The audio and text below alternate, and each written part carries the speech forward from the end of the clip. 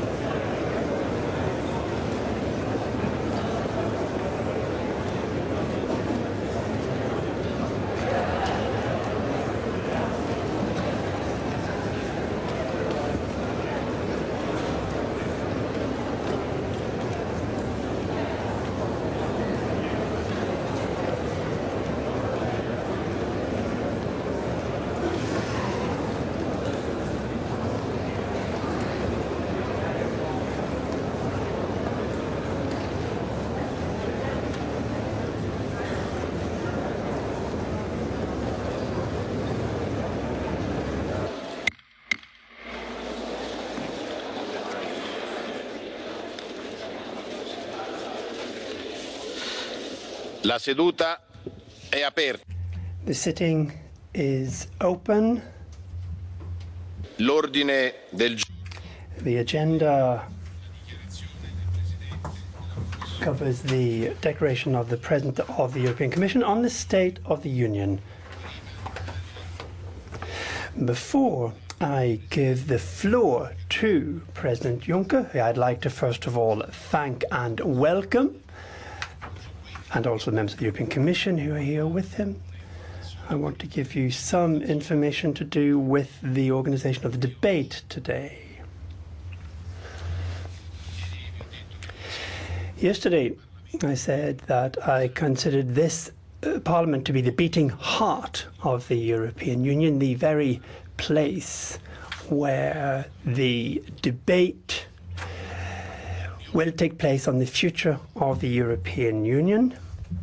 And I reminded us of the importance of the speech that will be given by Mr. Juncker today, and I invited all heads of state to come and speak in this room,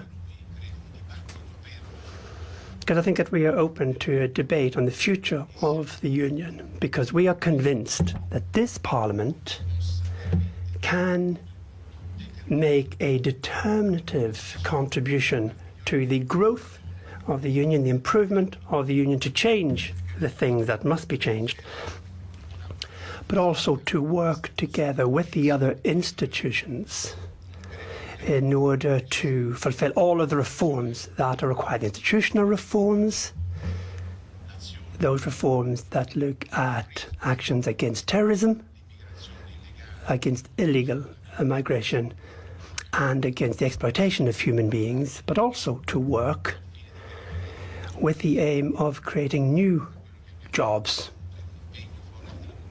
which is a commitment from the Commission, an important commitment to industrial policy, which is something which the European Parliament has indeed underlined. We'll be working side by side with the Commission in order to solve all of the problems which confront the citizens. That's why today we'll be listening with such attention to the suggestions coming forward from President Juncker. It's going to be a deep debate. At the end of the debate, President Juncker will make his observations, and thereafter the President of the EP will draw together this very important morning with some thoughts. So immediately after President Juncker's presentation, the chairs of the group will speak. There will be a debate, there will be a reply from President Juncker, and then there will be conclusions drawn by the presidents of the group. I would really like to ask you all to stick to the times that have been allocated, because this will allow everyone an opportunity to speak, and then also give President Juncker a chance to give a reasoned response to the issues that have been brought up by the representatives who are here in this Parliament. Thank you once again, and immediately I will give the floor to President Juncker for the State of the Union. Thank you.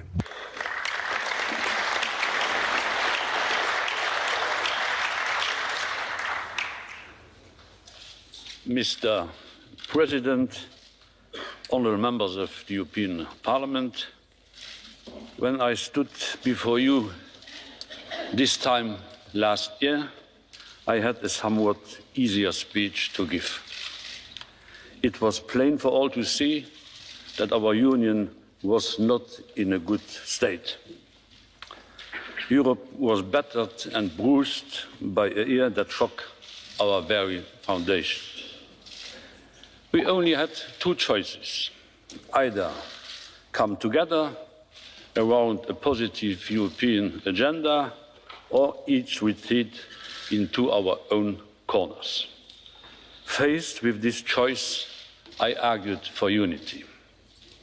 I proposed a positive agenda to help create, as I said last year, a Europe that protects, a Europe that empowers, a Europe that defends. Over the past 12 months, the European Parliament has helped bring this agenda to life. We continue to make progress with each passing day. Just last night, you worked to find an agreement on trade defence instrument and on doubling our European investment capacity, and you succeeded. Thank you for that. I also want to thank the 27 leaders of our member states. Days after my speech last year, they welcomed my agenda at their summit in Bratislava. In doing so, they chose unity. They chose to rally around our common ground. Together, we showed that Europe can deliver for its citizens when and where it matters. Ever since, we've been slowly but surely gathering momentum. It helped that the economic outlook swung in our favour. We are now in the fifth year of an economic recovery that really reaches every single member state. Growth in the European Union has outstripped that of the United States over the last 2 years. It now stands above 2% for the Union as a whole and at 2.2% for the monetary area. Unemployment is at a 9-year low. Almost 8 million jobs have been created during this mandate so far.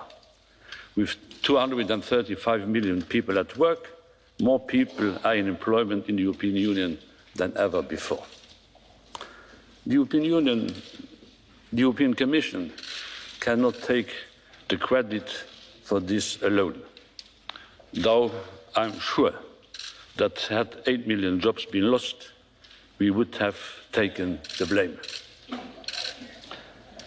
But Europe's institutions played their part in helping the wind change.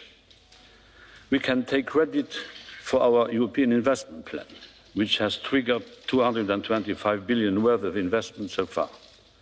It has granted loans to over 450,000 small firms and more than 270 infrastructure projects. We can take credit for the fact that, thanks to determined action, European banks once again have the capital firepower to lend to companies so that they can grow and create jobs. And we can take credit for having brought public deficits down from 6.6% to 1.6%. This is thanks to an intelligent application of the Stability and Growth Pact.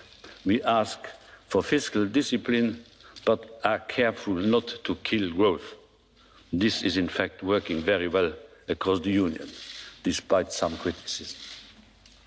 10 years since crisis struck, Europe's economy is finally bouncing back, and with it, our confidence. Our 27 leaders, the Parliament and the Commission, are putting the Europe back in our Union, and together we are putting the Union back into our Union. In the last year, we saw all 27 leaders walk up to the Capitol Hill in Rome, one by one, to renew their vows to each other and to our Union. All of this leads me to believe the wind is back in Europe's sails. We have now a window of opportunity, but it will not stay open forever. Let us make the most of the momentum, catch the wind in our sails. For this, we must do two things. First, we should stay the course set out last year. We have still 16 months in which real progress can be made by Parliament, Council and Commission. We must use this time to finish what we started in Bratislava and deliver on our own positive agenda. Secondly, we should chart the direction for the future. As Mark Twain wrote, I'm quoting, "Years from now, we'll be more disappointed by the things we did not do than by those we did." Now is the time to build a more united, a stronger, a more democratic Europe for 2025. Monsieur le Président, President, ladies and gentlemen, members of the Parliament, while we look towards the future, we cannot lose our direction. Together, we have set ourselves the objective of achieving an energy union, a security union, a capital markets union, a banking union, and a digital single market. Together we've arrived. As the Parliament has said, the Commission has already presented 80% of the proposals that were set out at the beginning of the mandate. We now have to work together in order to ensure that these proposals become legislative acts and that these acts are made concrete in practice. Now, as is ever the case, some concessions will have to be made. The proposals put forward by the Commission to reform our common asylum system or to set up new solid rules on the posting of workers are, of course, and I know this, controversial issues. We will get good results if everyone builds their part of the bridge so that we can meet. And I would like to say that the Commission is open to compromise, starting from the moment that the final result is good for the Union and fair for all of its member states. We are now ready to submit the remaining 20% of the initiatives by May 2018. Now, this morning I spoke to the President of the European Parliament, Iona Tajani, and the Prime Minister Jüri Ratas of Estonia, and I sent a letter of intention which sets out the priorities for the upcoming year. I don't want, and indeed I cannot here enumerate all of these proposals, but do allow me perhaps to mention 5 which are particularly important. First, I would like us to reinforce, to strengthen our European trade programme. Europe is open to trade, yes, but there has to be reciprocity. We have to get as much as what we give. Trade is not an abstract concept. Trade, it's jobs. Trade is new opportunities for European businesses, whether they're large scale or small. Every billion in export that we have equals 14,000 extra jobs in Europe. Trade is also exporting our social and environmental norms and our rules in terms of the protection of data and food safety. Europe has always been an attractive economic space, but since last year I see that our partners all over the world are knocking at our door in order to sign trade agreements with us.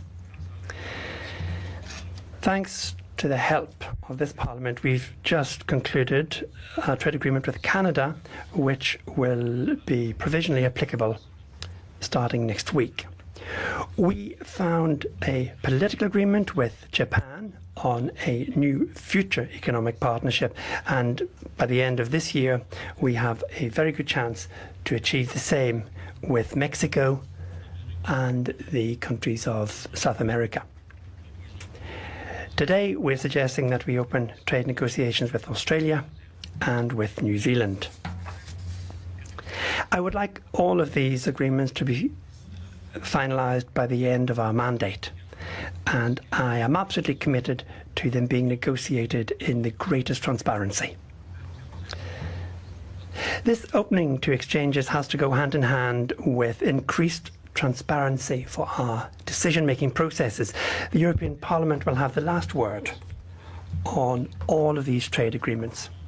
Therefore, its members, just like national and regional parliaments, have to be kept absolutely up to speed and informed starting from the very first day of negotiation, and the Commission will oversee this. From now on, the Commission will publish all of the draft negotiation mandates, which it will present to the Council.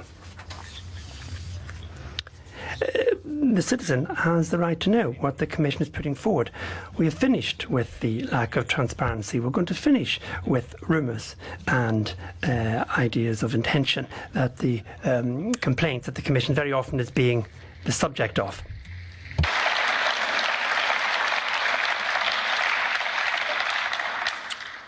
Je voudrais dire une fois pour toutes. I'd like to say once and for all that we are not naive supporters of free exchange. Europe has always got to defend its strategic interests.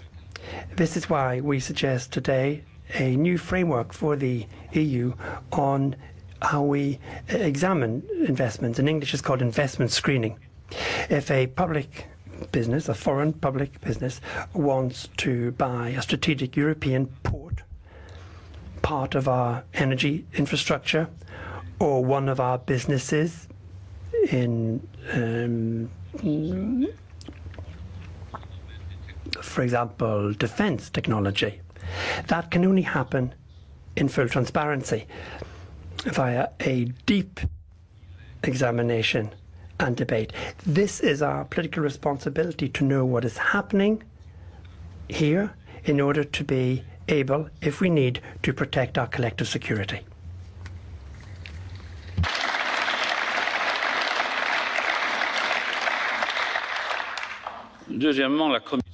Secondly, the Commission wants to make our industry stronger and more competitive. This is particularly true for our industrial base and the 32 million workers who make up its backbone. They make the first-class products, our cars, for example, which explains where we are ahead of others. I am proud of our car industry, but I am shocked when clients and consumers are intentionally tricked.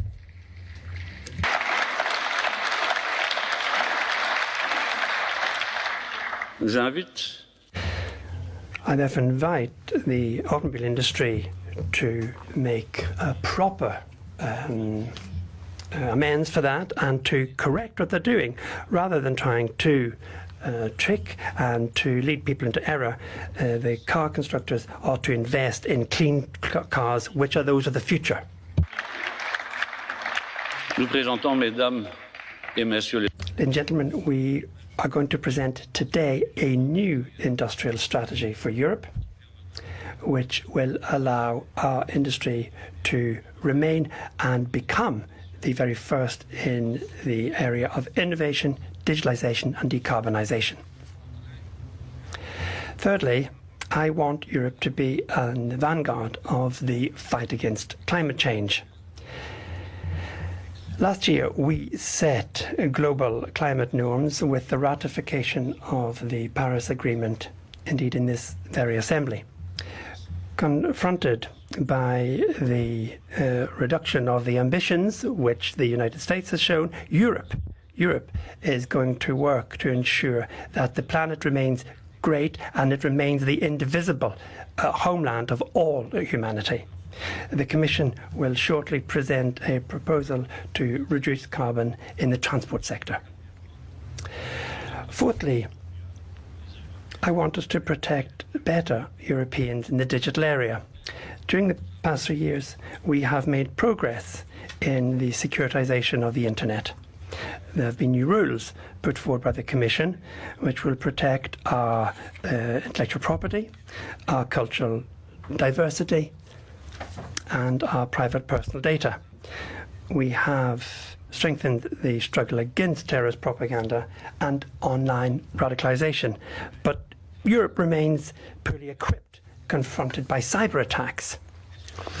Cyber attacks are sometimes more dangerous for the stability of democracy and economies than guns and tanks.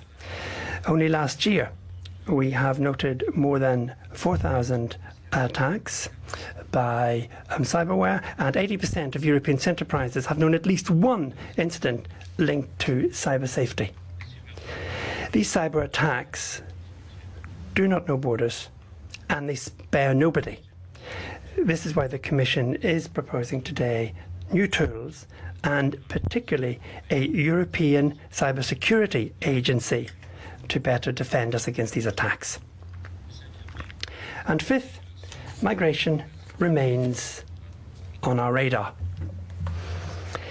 Even if the questions around migration have often created debate and polemic, we have managed to make real progress on numerous fronts. Today we protect the external frontiers in a more efficient manner. More than 1,700 officers of the new border guards and the coast guards work with 100,000 national border guards in all the member states and work in Greece and Italy, Bulgaria and Spain.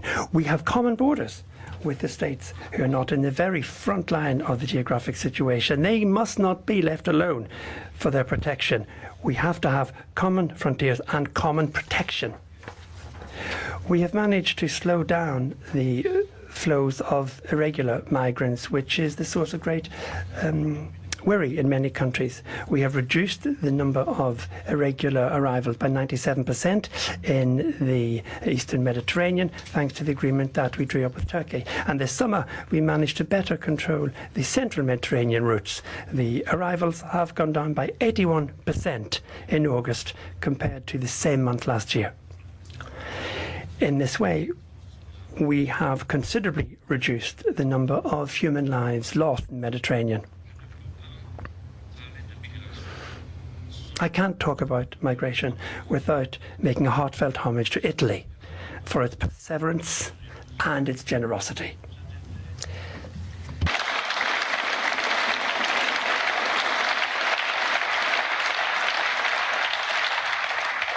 Pendant les mois d'été, during the summer months, the Commission worked in harmony with the Prime Minister, my friend Paolo Gentiloni, and his government. We did it and we'll continue to do it because in the Mediterranean, Italy is saving the honour of Europe. We have also and urgently improved the living conditions of the refugees in Libya. I am upset by the terrible, inhuman conditions which we see in the reception centres. Here, Europe has got a collective responsibility. and the Commission will work hand in hand with the United Nations to bring to an end this scandalous situation which cannot continue.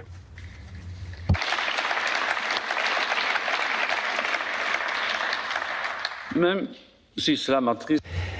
if it saddens me that not all of our member states show the same degree of solidarity, Europe as a whole has continued to show solidarity.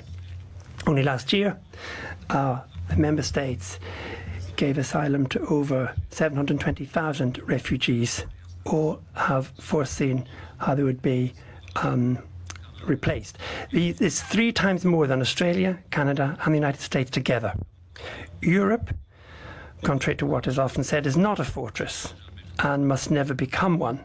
Europe is and will remain the continent of solidarity, where people have to be able to find asylum if people are being pursued for unacceptable reasons.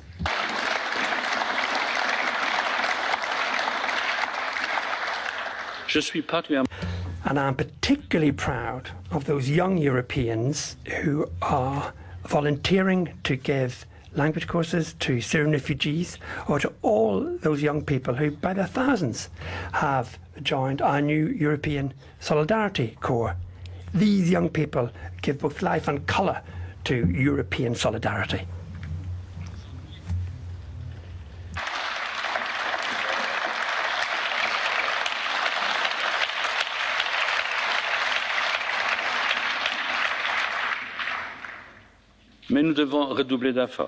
But today we've got to double our efforts.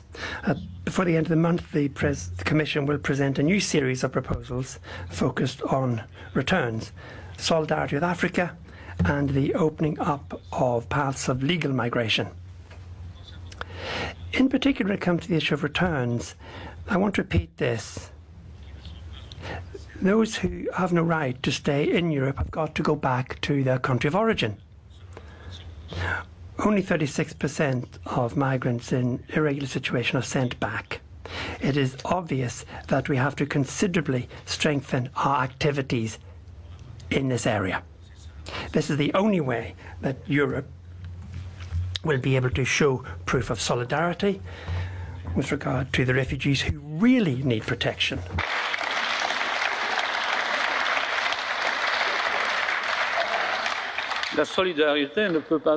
Solidarity cannot be an exclusively intra-European issue. It's also about putting in place greater solidarity with Africa. Africa, cradle of humanity, a noble continent, a young continent. Our Trust Fund for Africa, which has been filled with 2.7 billion euros, opens the possibilities of jobs all over the African continent. But while the budget of the EU is carrying the weight of the financing, the contribution of all of our member states is only at 150 million euros. So the trust is now getting to its limits. We have to know the risks of there being a lack of financing. In 2015, many migrants wanted to get to Europe when and because the food funds of the UN ran out. I therefore want to invite the member states to join action to words and to ensure that the Trust Fund for Africa does not suffer the same fate, because the risk is great.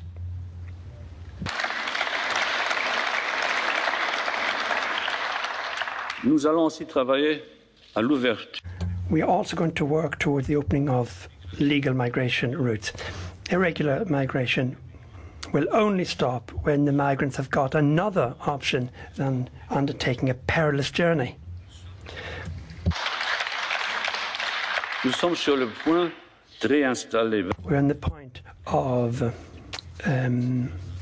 setting up 22,000 refugees coming from Turkey, Jordan and Lebanon, and I am actually supporting also the High Commissioner of the United Nations for the reinstallation of 40,000 other refugees from Libya and neighbouring countries. For the rest, Europe is a continent which is getting older, and this is another reason for having a legal migration system, which is an absolute necessity.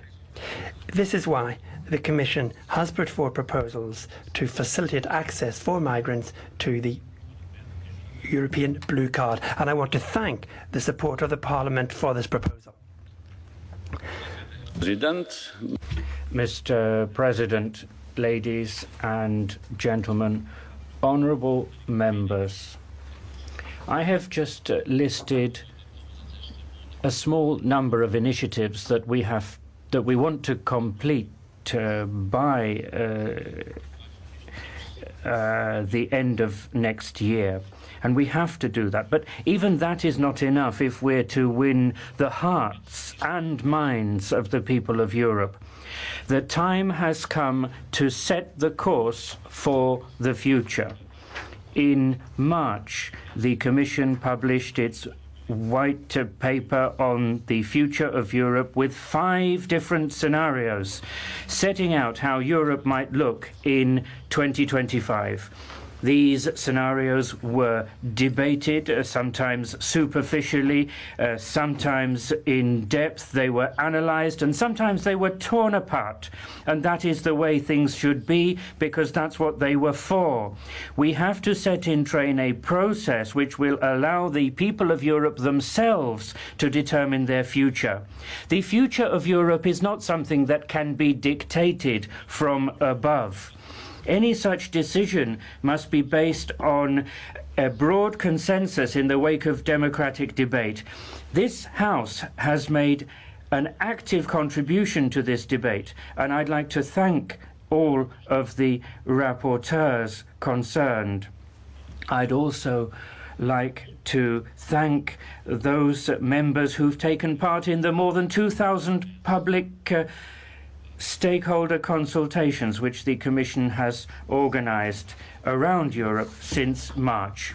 The time has come, ladies and gentlemen, to draw the first conclusions from this debate. The time has come to take the next step, from reflection to action, from debate to decision.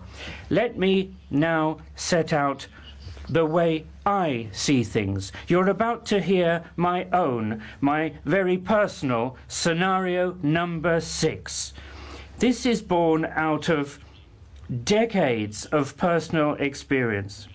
I have lived the European project through my entire life. I have fought for it, I have worked for it. I've been through good times and I've been through bad times. I've sat on various sides of the negotiating table, as minister, as prime minister, as president of the Eurogroup, and now as president of the European Commission. I was there at Maastricht, at Amsterdam, Nice and Lisbon, where our union developed and expanded. I have always fought for Europe. I have sometimes suffered with Europe and agonized over Europe. I have been through thick and thin with the European Union, and never have I lost my love for the European Union. As we all know, there is no love without disappointment, or very rarely. Love for Europe, I mean what I say, because the European Union has achieved so much in this divided world. Inward and outward peace, prosperity, not for all but still for many. In 2018, we should consider what it means to have a European Year of Cultural Heritage and celebrate our cultural diversity. Europe is a Europe of values and a safe place for us to be. Europe is more than the single market, than money, than the euro. It's all about values. There are 3 fundamental principles which underpin my scenario number 6. freedom, equality of opportunity, and the rule of law. First and foremost, Europe is a union of freedom. And by that I mean freedom from oppression and dictatorship. Those are phenomena that our continent, especially its central and eastern parts, have known all too well. And I mean the freedom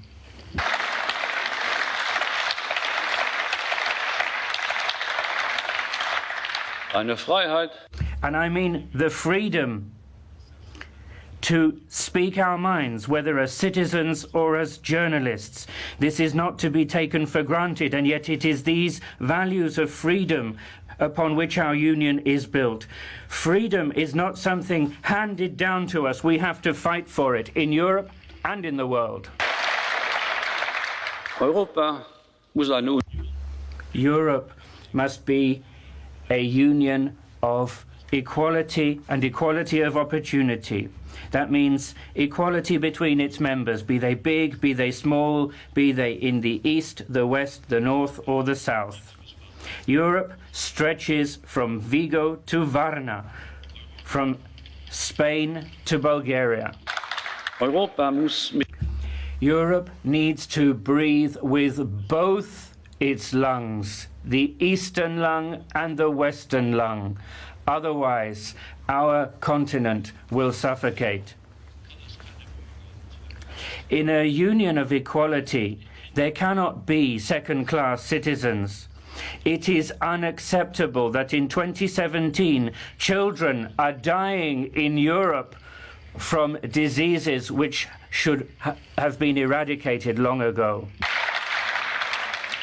Kinder in Children in Romania and children in Italy should have the same access to measles vaccines like children in other European countries, with no ifs and no buts. Deshalb And that is why we are working together with all of the member states to support their national vaccination programs. There must not be avoidable deaths in our Europe. in einer Union der In a Europe of equality, there cannot be second-class workers. People doing the same work in the same place should receive the same remuneration.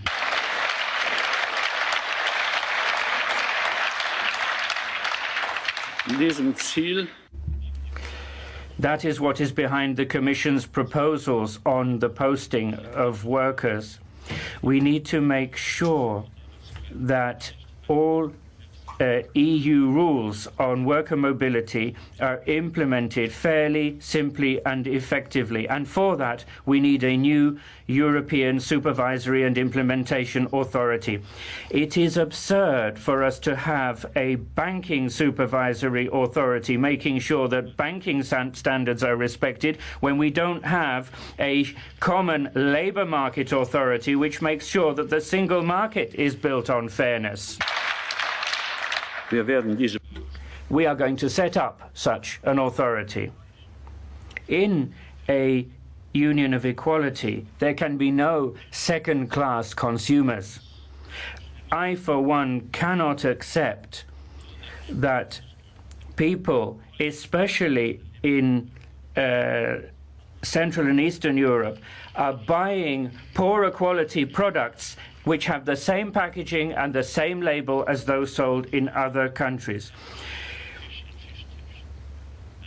A Slovak deserves to have as much fish in fish fingers as anyone else. A Hungarian should have as much meat in meat dishes as anyone else, and Czechs should have as much cocoa in their chocolate as anyone else.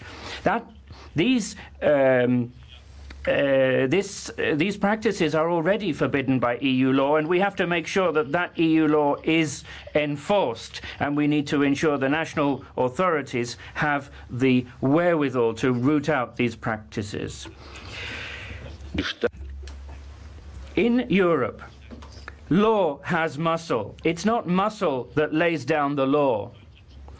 And that means that in Europe, the law is safeguarded by an independent judiciary. Being part of a union which is built on the rule of law means respecting court judgments.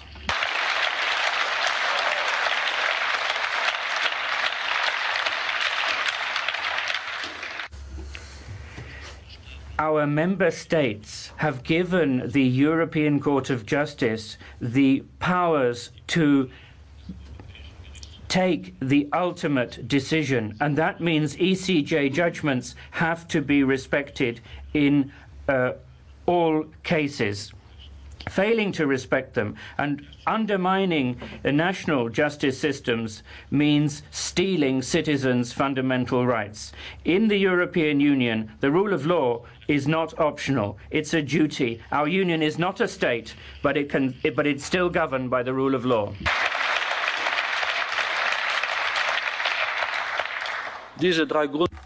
These three principles, freedom, equality of opportunity and rule of law, have to remain the foundation of our ever stronger and ever more united and more democratic union. For the people of Europe, what they're looking for is not new treaties, new institutions. They're a means to an end. New institutions, new treaties are perhaps of interest to us here in Strasbourg or in Brussels. Elsewhere, people don't care two hoots. I'm only interested in institutional reform if it gives us a more efficient union. One day there will be treaty change, but to busy ourselves with that now means first and foremost that we have to understand that democracy is based on compromise, not winners and losers. If we have the right compromises, everyone is a winner. In the European Union, compromises are neither bad nor ugly. Compromises are an art, a way of bridging differences and finding our way to one another. People who struggle with compromises struggle with democracy and struggle with Europe. Ihre Einheit zu stärken. If we are to have a stronger European Union, it needs to be more inclusive too. If we want to bolster our external borders, and rightly so, then it is high time to bring Romania and Bulgaria into the Schengen area.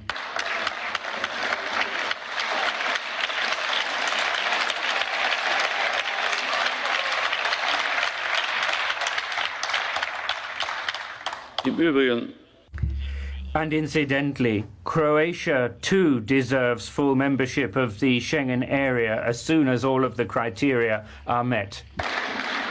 wenn wir wollen, If we want the euro to unite our continent rather than dividing it, then it needs to be more than just the currency of a select group of countries. The euro is destined to be the common currency of the entire European Union. All but 2 member states are duty-bound to join the euro area as soon as they've met the conditions. For that to be possible, these member states need the support of a euro accession instrument, which I propose here today, which will offer pre-accession assistance in technical and financial form. If we want the continent's banks to operate by the same rules and under the same supervision, then we should encourage all member states to accede to the banking union.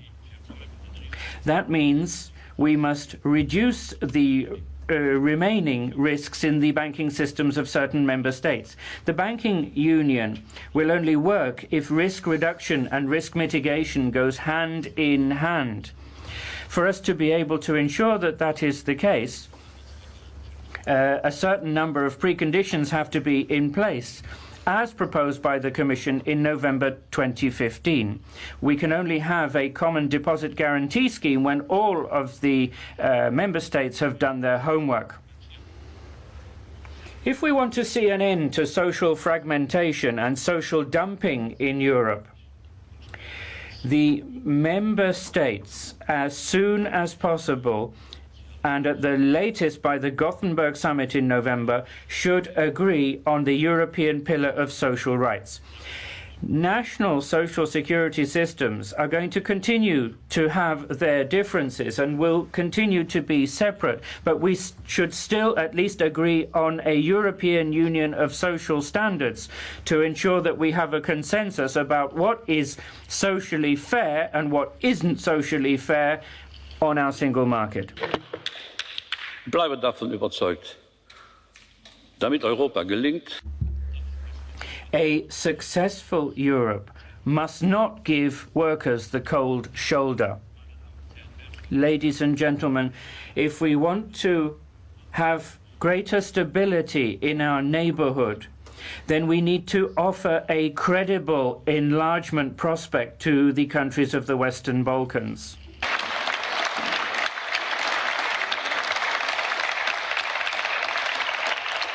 während dieses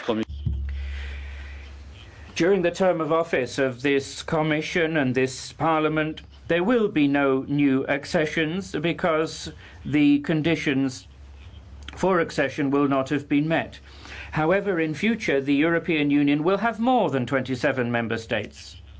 In the case of all accession countries, the rule of law, justice and fundamental values have top priority in the negotiations. And that rules out EU membership for Turkey in the foreseeable future. Die Türkei. For some considerable time, Turkey has been moving away from the European Union in leaps and bounds. Journalists belong in editorial offices amidst a heated debate and not in prison.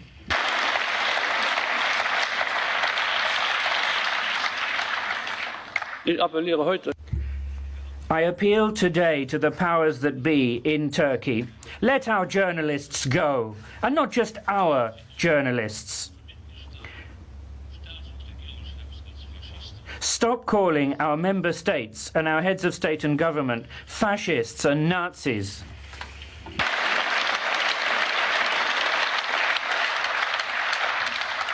Europa. Europe is a continent of mature democracies.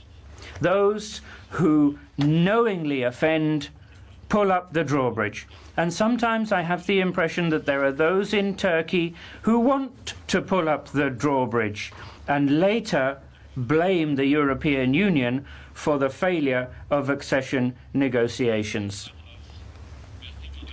From our side, there will always be an outstretched hand, outstretched to the great people of Turkey and all of those who are willing to work with us on the basis of our shared values. Meine sehr verehrten Damen und Herren. Ladies and gentlemen, honourable members, I would like to see our union stronger, and that means it needs a stronger single market. In matters of the single market, we need more frequent and simpler decision-making on the basis of a qualified majority with European Parliament co-decision. And that doesn't necessitate treaty change. The existing treaties contain bridging clauses which make it possible to decide in Council on the basis of qualified majority, as long as this is decided in advance by unanimity in the European Council. I'm thinking in terms of decisions about value-added tax, fair taxation of the digital economy, and the financial transaction tax. These can all be decided by qualified majority. Europe needs to be able to take decisions more rapidly and more efficiently. We need to see a more agile economic and monetary union. The euro area is more resistant to shocks than it was a few years ago. We have a European stability mechanism, which I believe should gradually be turned into a European monetary fund that needs to be anchored in the European Union. There will be specific proposals coming from the Commission in December of this year to that effect. We need a European Minister of Economy and Finance, a minister to promote structural reform in our member states, a minister who can build on the work done in the Commission by its special unit for structural reform support. The European Minister of Economy and Finance should coordinate all EU financing instruments and step in whenever a member state is facing the threat of recession or fundamental crisis. And here I'm not calling for a new position. For efficiency reasons, I believe that the future commissioner responsible for economy and finance, ideally a vice president of the European Commission, carry out this role, as well as chairing the Eurogroup. The European Minister of Economy and Finance must, of course, be accountable to the European Parliament. We do not need parallel structures. We do not need a separate Euro budget. We need a strong Eurozone budget line within the existing EU budget.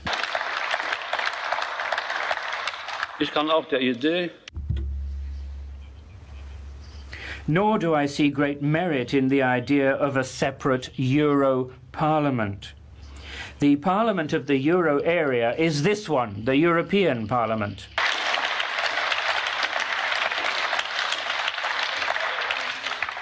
The European Union also needs to be stronger in how it fights terrorism. In the last 3 years, a great deal has already been done. But we're still not reacting quickly enough in the case of cross-border terror threats. I therefore plead for the setting up of a European investigating body that would make sure that data on terrorists and foreign fighters are automatically exchanged between our intelligence and police services. Aus meiner Sicht. I also believe that there is reason enough for the newly set up European Public Prosecutor to be responsible for the prosecution of cross-border terrorist crimes. The European Union should also have more influence on the world stage, but it needs to be able to take its foreign policy decisions more swiftly. I think the time has come to take foreign policy decisions in certain cases by qualified majority, and that is allowed under the existing treaties as long as there is a unanimous decision by the European Council. And there is reason to do that. It would make our work more efficient. In the field of defence, more efforts are required.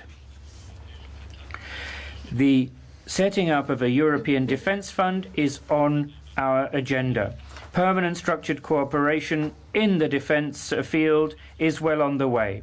By 2025, we will need a functioning European Defence Union. We need it, and NATO would like us to have it.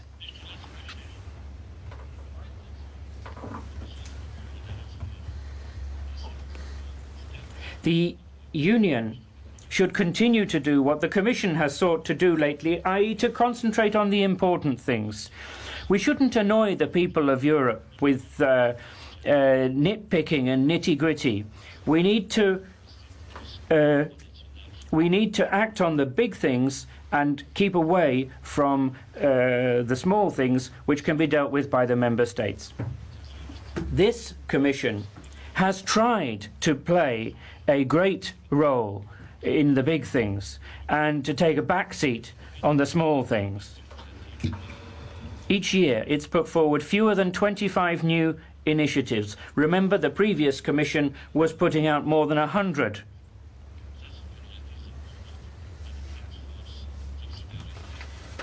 This month, we're going to be setting up a subsidiarity and proportionality task force. The first Vice President, Franz Timmermans, has already done a good job of better lawmaking, and he's going to lead the new task force. The Timmermans task force will have among its members members of this Parliament and members of national parliaments. It will report in 1 year. Monsieur le Président, President, ladies and gentlemen, our union now needs to effect a democratic leap.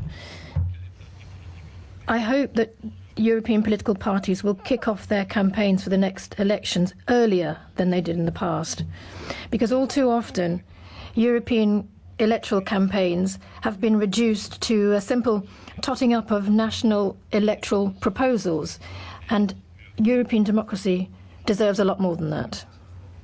Today, the Commission is setting out new rules on the funding of parties and political foundations. It's not a question of boosting the treasuries of the extremists that are against Europe. It's a question of allowing European parties to better structure themselves.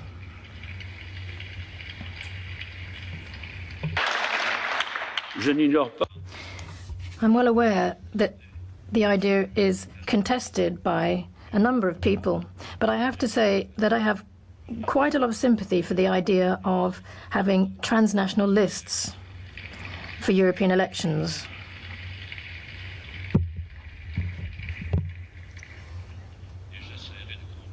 And I will try and convince the leader of my parliamentary group to try and follow this idea, because it will lead to more clarity and more democracy for our elections.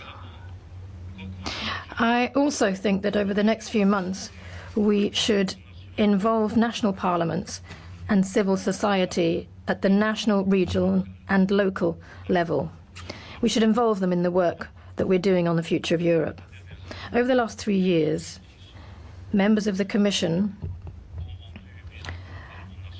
have visited national parliaments more than 650 times. They participated in more than 300 meetings, talking to citizens in more than 80 cities in 27 member states.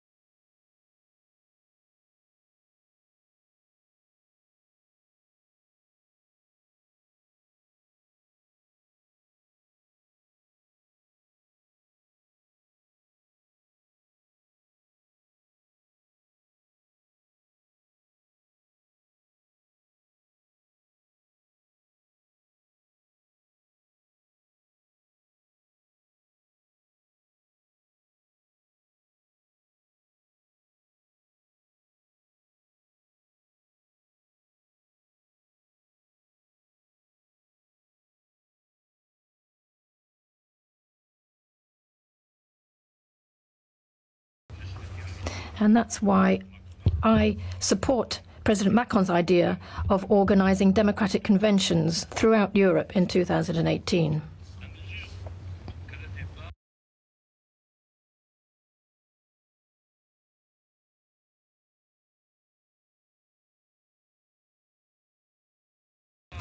As the debate develops,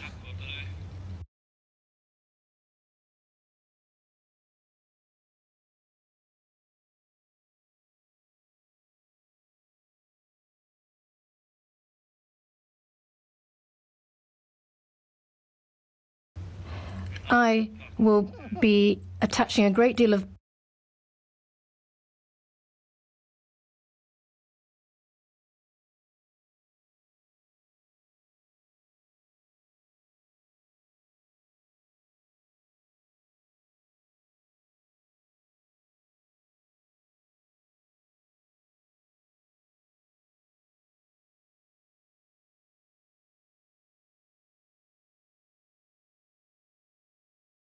importance personally to Estonia, Latvia, Lithuania and Romania. in 2018, because 2018 is the year where these 4 countries will be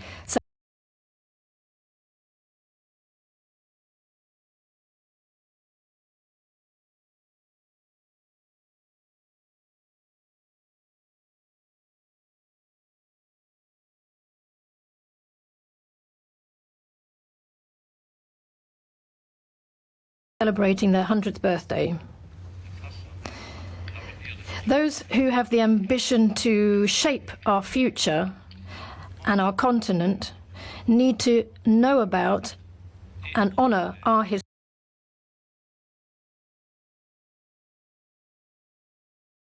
history, our joint history. And so the history of the 4 countries I mentioned also is part and parcel of that, of course. These are countries without which Europe would not be complete. This need to reinforce democracy and transparency obviously also has implications for the European Commission. Today,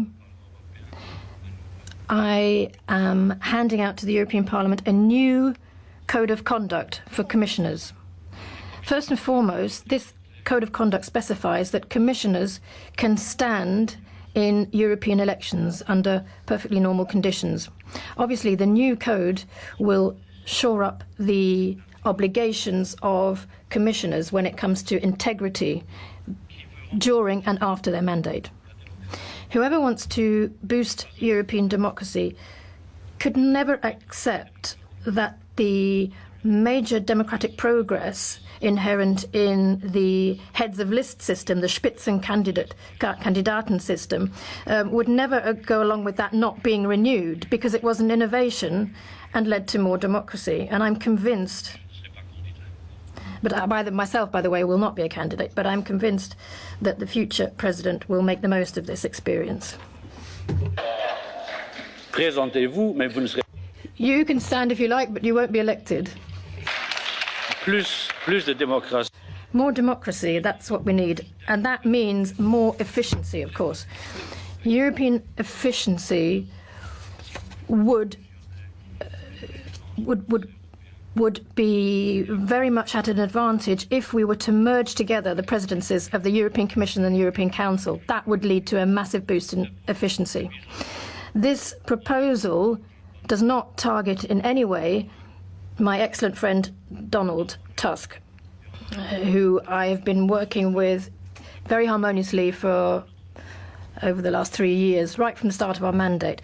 It is not, this proposal is not aimed at myself and it's not aimed at Donald, but all it does is ensure that the European landscape would be clearer and more understandable if the European ship was steered by one and the same captain at the helm.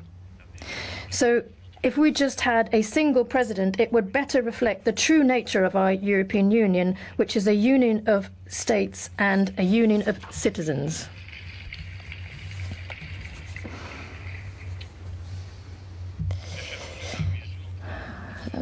Colleagues, the vision of a more unified Europe, a stronger Europe, a more democratic Europe, this is what I'm presenting to you today. And it involves all the different scenarios that I set out last March. But our future cannot remain a mere scenario, some kind of draft, one idea among many others. It's today that we have to start preparing our union of tomorrow.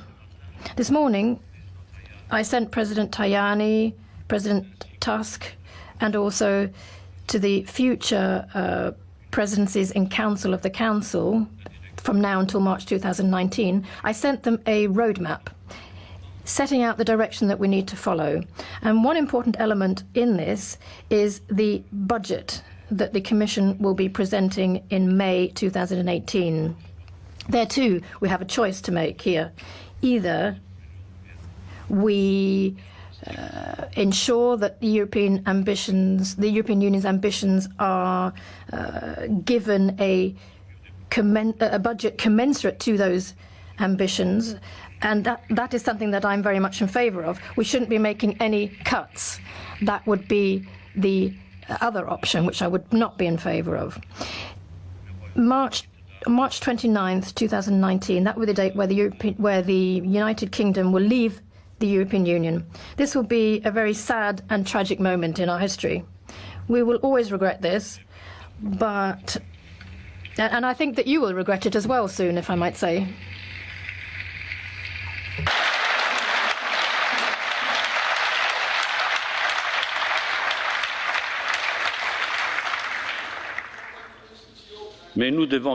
Nonetheless, we have to respect the will of the British people.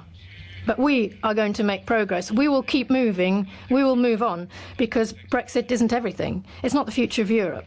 It's not the be-all and end-all.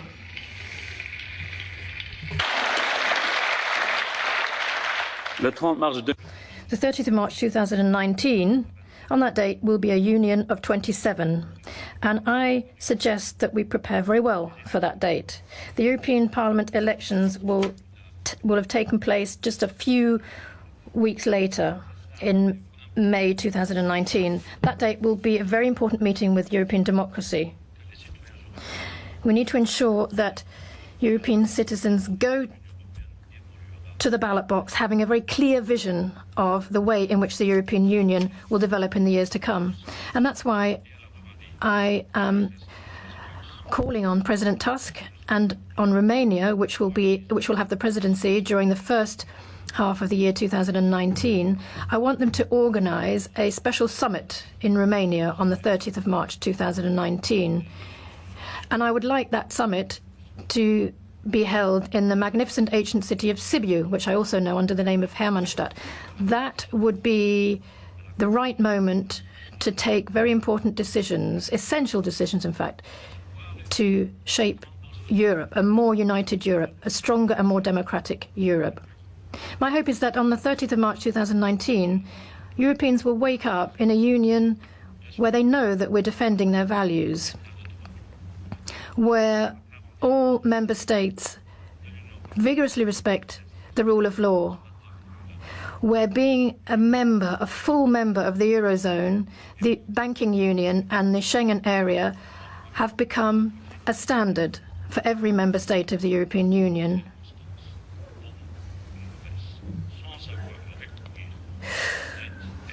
We need to ensure that we defend our single currency in all circumstances, good and bad, without having recourse to external aid.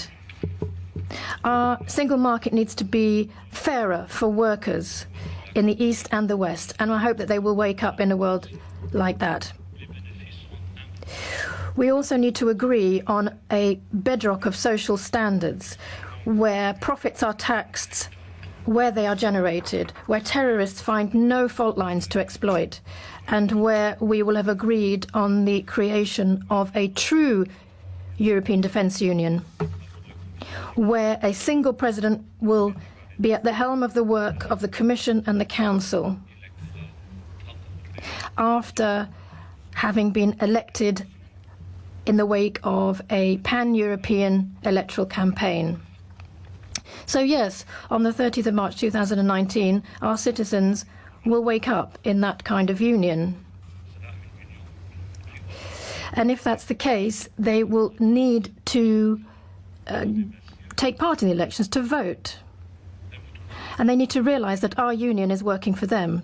Ladies and gentlemen, Helmut Kohl and Jacques Delors taught me that Europe will only advance if it shows courage. The single market, the Schengen area, the single currency, all of these things were projects when they were first initiated, or when they were first thought of, as mere flights of fancy. But all those projects that I mentioned are a reality nowadays. So Europe is faring better now. And people are telling me one shouldn't overload our European ship. But at the same time, this stage that we have now reached dictates that we shouldn't be overcautious. It's not enough just to make minor repairs. What we should do today and tomorrow is patiently, step by step,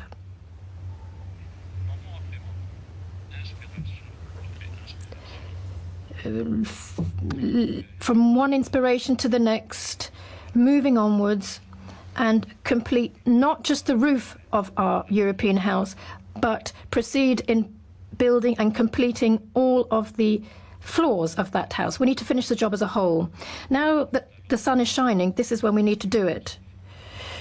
Because when the next storm brews, and it certainly will, it will be too late. So let's raise anchor, let's get going, let's set sail, let's get going, and let's catch the wind in our sails. Thank you very much.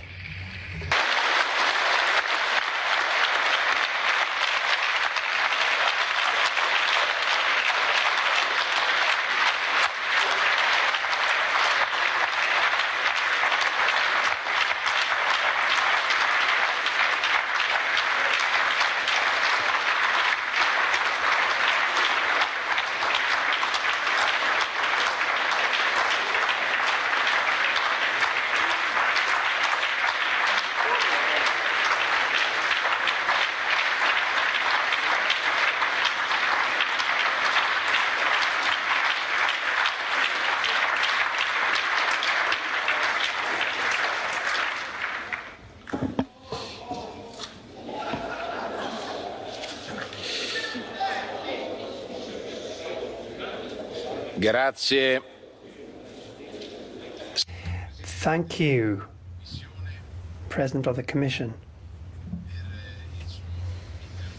Thank you for your speech,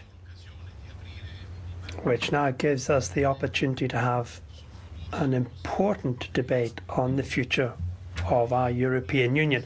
You have given us in this room very many elements for discussion of great interest, and we will listen now to the words of the representatives of the European citizens. As President of the Parliament, all I can do is to share your position on the need to have a more democratic Europe. I want to thank you for having underlined this necessity. I share and I thank you again for a number of the things that you said, more than one thing that you said, because you have repeated the positions of the Parliament on a number of key issues. The fact that the Parliament can also have its power of initiative. This is something that we want to count on the support of the Commission in order to be able to launch initiatives in areas of great importance. Thank you. And now I will give the floor to the chairs of the political groups. The first, Mr. Weber for the EPP. Europa braucht Mut. Europe requires courage, it requires optimism and creativity. We've heard that in Jean-Claude Juncker's speech. I thank you very much for this new start, and I'd like to thank the Commission as a whole for the work that it has done for our continent. Trust, colleagues, can only be generated through deeds. The Paris Climate Agreement, CETA, better border protection, growth in Europe, reduction of unemployment. Well, it's true that a lot of people are faring better in Europe today than in previous years. And we are delivering. And when I say we, I mean the European Parliament, which is the People's Chamber of Europe. It is something that we are delivering. It's only through our work that there is a Juncker Commission. The first political commission is the child of this House, of this democracy in Europe. And that's why I think we can be proud of what we have achieved together. The Parliament and the Commission are working together, moving in the same direction. As far as the EPP is concerned, I welcome the ideas set out by our President, the President of the Commission, for deepening the European Union. The world is not resting on its laurels. It's not waiting for us. We have to make progress ourselves. as far as the EPP is concerned, wants to take up the cudgels for Europe, for people. People are worried about globalization, they're worried about unemployment, they're worried about social dumping, and we have the idea of a social market, safe jobs, secure jobs, a decent wage, a fair wage. Property, if you have property, it means certain obligations. We need to be able to stand up to the large players. We are saying yes to world trade, but we want to protect our core industries. We want to protect the social standards in the European Union. The European way of life is a social one. And I would like to see us as the EPP in the centre point of that. A lot of people are worried about the images that they see, illegal immigrants that arrive. They don't believe politicians anymore when they say this is good for us. They are worried. They're worried about their culture. They are worried about their identity. And that's why we need to do all we can to protect our borders, to police our borders. It's not a case of building up a wall around Europe, but illegal migration needs to be stopped. The European way of life helps people when they are in an emergency situation, when they need help, but this doesn't mean to say that we should be helping people traffickers, that we should be helping illegal immigration. Integration means as well that the values and the traditions and cultures of our societies are respected. Citizenship in Europe should be linked to these values. Anyone who does not subscribe to those values should leave Europe. Another concern that is expressed by people is Turkey. A lot of people are shocked when they look at Turkey. It seems that arbitrarily people are being thrown into prison, change of the constitution, the rule of law has been undermined, Turkey is moving away from Europe, and people don't understand why Europe isn't doing anything. We are a European Parliament, and we've made it clear that we should suspend accession talks because we want to send out a signal that we cannot continue along these lines in these circumstances. And Jean-Claude Juncker, I think people are worried and concerned that the Commission and the Parliament and the European Union as a whole is not taking sufficient action or speedy action. In Barcelona, Turku this summer, many say that Islam is a danger. During the attack on Charlie Hebdo in Paris 2 years ago, a French policeman was executed by the terrorists. His name was Ahmed Merabet. He was a Muslim who gave his life to defend the freedom of journalists. Dear friend, it's not a conflict between Christians and Muslims. It's a conflict between humanity and barbarism, between values and terrorism, between our European way of life and the madness of the terrorists. We must exchange our information now, immediately, and data protection must not be turned into protection of the terrorists. The European way of life protects the freedom of religion. It does not know the national egoism when fighting together against the terrible acts of the terrorists.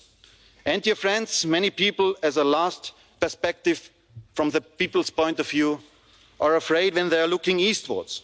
In some days, a maneuver of Russian and Belarusian army will start at the borders to our Baltic states. About 100,000 soldiers directly at our border. Many people are afraid. After the wars in Georgia, in Ukraine, in Syria, what is Putin planning now? Dear friends, the European way is to defend ourselves. And that's why the ideas of the European Defence Union are going in a good direction. We need them now, dear friends. We need them now. And this is also why we should stop Nord Stream 2. Our security, dear friends, has priority to making money. And finally, there are a few of other perspectives from people's point of view, what they ask us to do, and we have to give proper answers. Let's act now. But to all these points, I think there's a need to combine them, to bring them together. And that is, from the EPP point of view, to define and to defend in the future the European way of life. In the past, our founding fathers of the European Union achieved peace. They were successful because they believed in themselves. Today, dear friends, we must defend the identity of Europe. Today, we must defend the European way of life in a world that is changing rapidly. And we will also be successful. Let's start now. Thank you.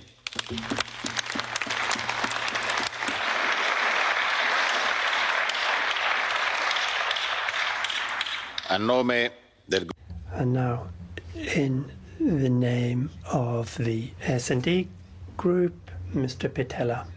Thank you, President Juncker. It's true, there is a wind of hope, a new wind of hope blowing over Europe, and citizens are beginning to have the idea that without Europe, they'll be more on their own and less defended. But we don't need to be idealistic about this. We've done well, but we have only got one bullet in the gun and we can't shoot it wrong. It is important that we ensure that a lot of the ideas for Europe are coming from our group, the socialist groups. We say that we have to transform the proposals into results. And as you said, let's be courageous with this. Let's strike all the multinationals who have defrauded the tax systems, meaning that they've actually used their benefits that should be going to the benefits of the European citizen. This has gone to the exploitation of young people. Young people, even those with masters, end up earning 550 euros a month. This is a scandal. This is a scandal we have to oppose. We have to, as the European Commissioner, as Mr. Timmermans is doing, we have to look at the issue of freedom, equality, the rule of law, democracy. You said that these are the pillars of the scenario that you've painted. I would say these are the foundation. This is the very DNA of the European ideal. We have reinforced our decisional process. We ought to have a European Minister of Budgets. But this isn't just to be a kind of obscure guardian of the treaties. It has got to be a democratic institution that actually gives fiscal transparency. I say this clearly. We do not want a minister which actually becomes a kind of policeman. We want a minister which is actually focused on growth and work. We have to get out of the rhetoric of the 3 A's that are being talked about on social. Welcome to the social world, Mr. Weber. I'd like to say welcome to the EPP. I look forward to you pushing behind us as we have been pushing on these dossiers over the years in the areas of the competency of the Commission. We have to have a child guarantee for young men and women. No child should be left without education, without home, without food. This also applies to unaccompanied minors. They have also got to be given these things. We have to be more courageous when it comes to investment. We have to be more courageous when it comes to fighting climate change. There's problems and wonderful work in that area. We have to ensure we can actually look at what's happening with the hurricanes. We have to be able to foresee the disasters. Europe has got to be a leader in this battle. And now, on immigration, thank you for recognising Italy. And I say this as a European, not as an Italian, but we have to do more. There has to be a revision of the treaty and the Dublin regulations, but the Socialist Group will not vote any decision without the elimination of the, if it gets rid of the country, of the first safe country. It has to be legal ways of migration, and the blue card is an old tool. We have to have the courage to open legal routes for migration. That's the fair thing to do. But if we don't have these legal migration channels, we're not going to solve the problem. And that's why we have to have a partnership with Africa, which I would define as the partnership of dignity. You said there has to be money. Yes. It's very important that we ensure that there is funds. I think we need to ask the young entrepreneurs who are creating jobs and development in Africa. We have to have a proper cohesion policy. We have to have a budget with its own proper resources, and we have to think properly about the financial transaction tax. We have to, President Juncker, we have to say yes to transparency on the trade agreements. We're defending this in the interest of the citizen. We have to go over and above what's been done with CETA. The Socialists want to go over and above CETA when it comes to the protection of the interest of the citizen and the consumer. Thank you for your patience, but we have got a white page, and we can write this white page together. You talked about innovation. You talked about the huge progress AI. Very often we talk about this here, but very often it's like we're kind of, discussing amongst the angels while the world moves ahead without us. What we can do and what we can't do, what we've got to do, we have to be part of this huge transformation that's taking place. Look at the Agenda 2030 for sustainable development. Let's just take that as an example. Let's work with that, with the love that you have in your heart, but also the commitment that we have in the Socialist Group to work together. Let's ensure we do this with reality and conviction. A nome del gruppo. In the name of the ECR Group, the floor now goes to Mr. Kamal. Thank you.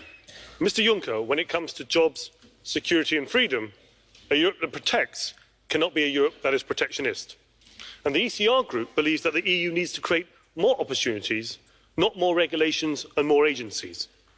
Many of our citizens tell us that they feel as if they have little say in the decisions we make about their lives, their countries and their futures. When it comes to their concerns over migration, security and jobs, they prefer an EU that complements their national and local governments, not seek to overrule them. Speaking as both a future neighbour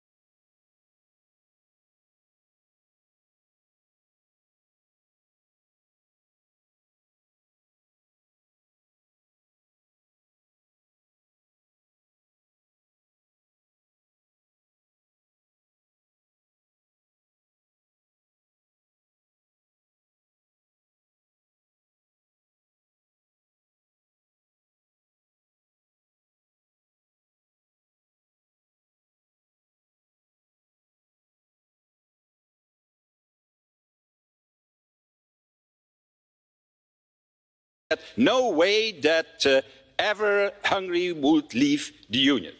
So I want to say, in fact, at the occasion of this State of the Union, Jean-Claude, to Mr. Hofer, to Mrs. Le Pen, to Viktor Orban, welcome to the side of reason, even when we know, all of us, that is not that they have changed their mind, it's not by conviction that they have changed their mind, but by fear of losing votes that they have changed their mind now.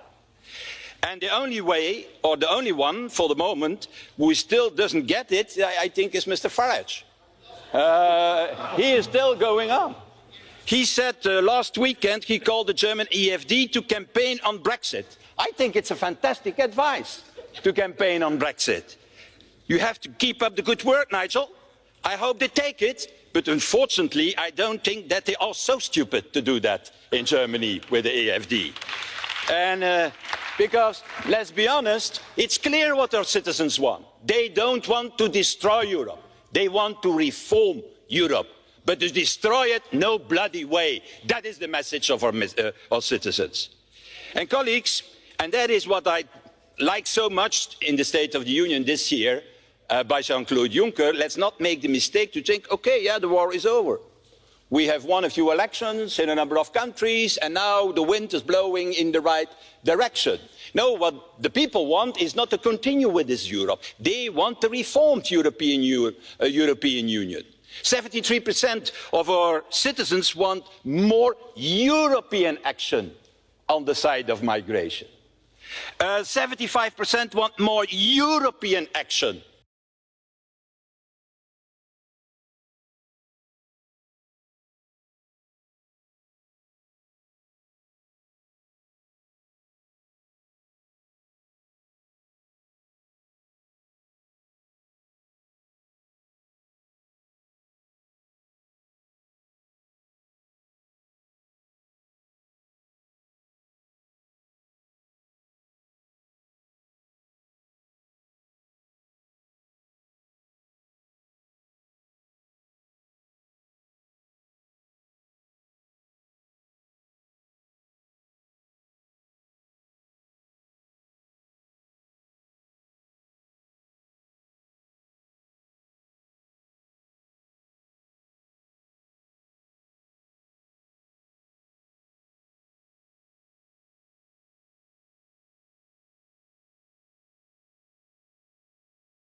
As a city net, so don't misunderstand me, because I'm going to have my Irish friends against me if I continue like that.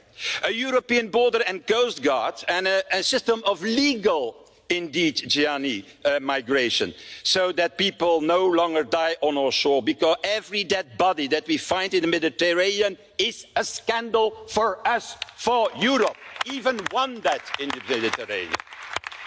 A European defence union, so that it are not the Americans and the Russians who are in fact deciding, Mrs. Mogherini, in our backyard, what is still the case today. A European FBI, why? Because terrorists don't know borders. That's the reality, so why we continue to do so? And then also a real government for the Eurozone, so that we can steer the European economy and that we can create what in fact we are missing. European champions. It are our competitions rules who are too narrow. In fact, it is the fact that we have no unified markets with single regulators who make that we have no European champions that can become world champions and compete on the world level. But there is one thing on which I have a little difference of point of view with you, and that is on the institutional problem. I'm always thinking that good institutions produce good policies, and that bad institutions create, in fact, stillstand, stagnation and crisis.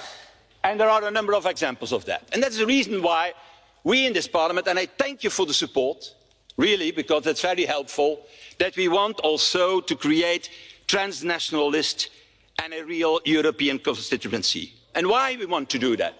Because it's time to lift the democracy to a continental scale. Europe, dear colleagues, is more than the sum of 27 national democracies. We are more than that.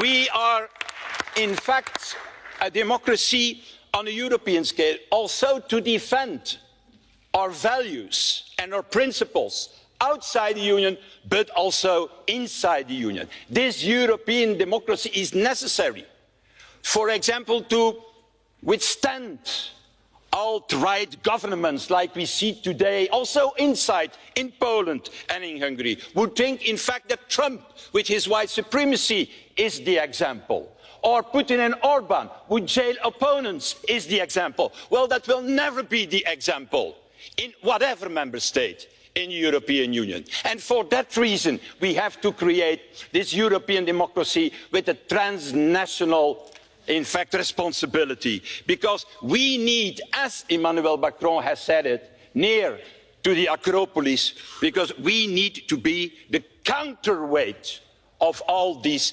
developments and autocratic leaders worldwide. A beacon of openness, a beacon of freedom, and a beacon of hope in the 21st century. Thank you, President, and thank you, Jean-Claude Juncker, for the State of the Union.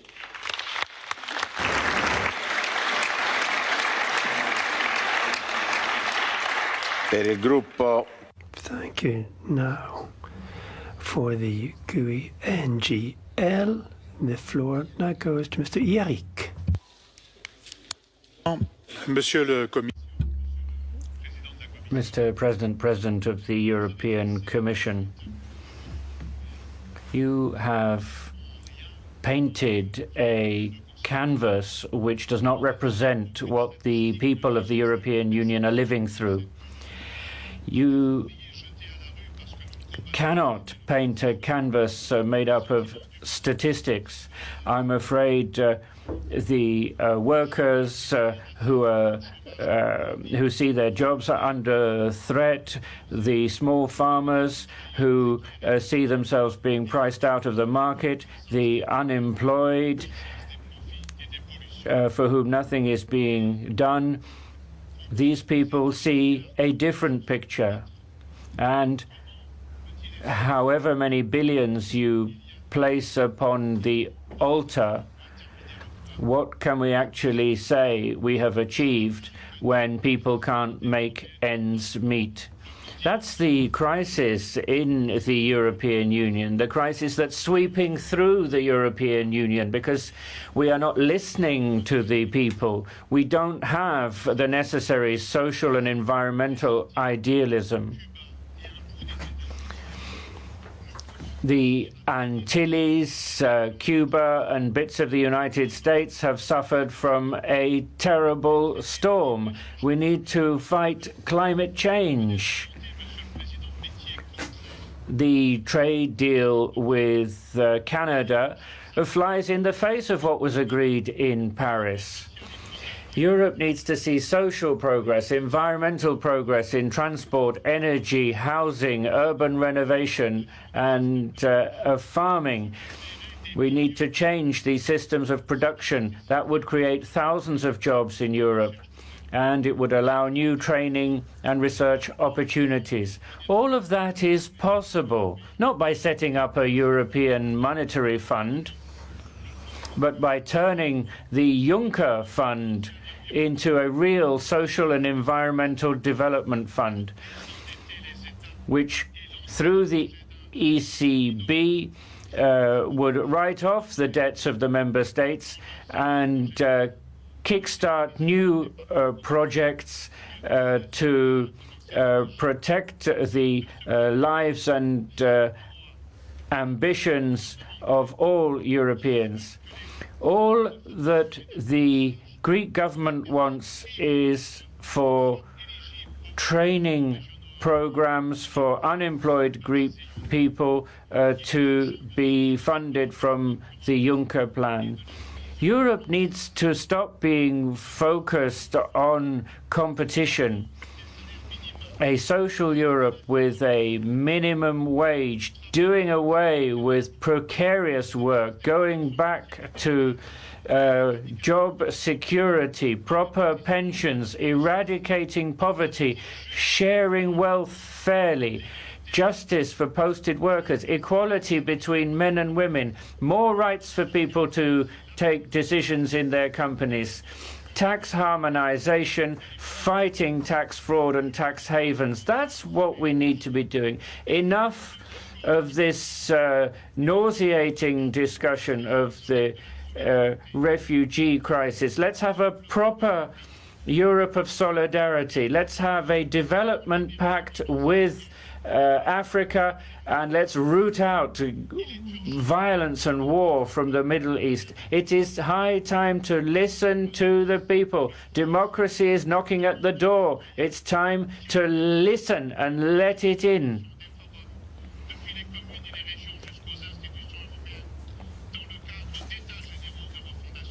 What we need is a democratic, social and environmental renewal to take place in Europe, starting from the grassroots. The European Union should also help to reduce conflict. It should be in the vanguard of nuclear disarmament. And the European Union should certainly not beat a path of militarization, as is being proposed. It ought to be promoting education and culture instead. We want a debate, Mr. President. We want a real debate which will turn the European Union into a force of social progress, environmental progress and peace embedded in democracy.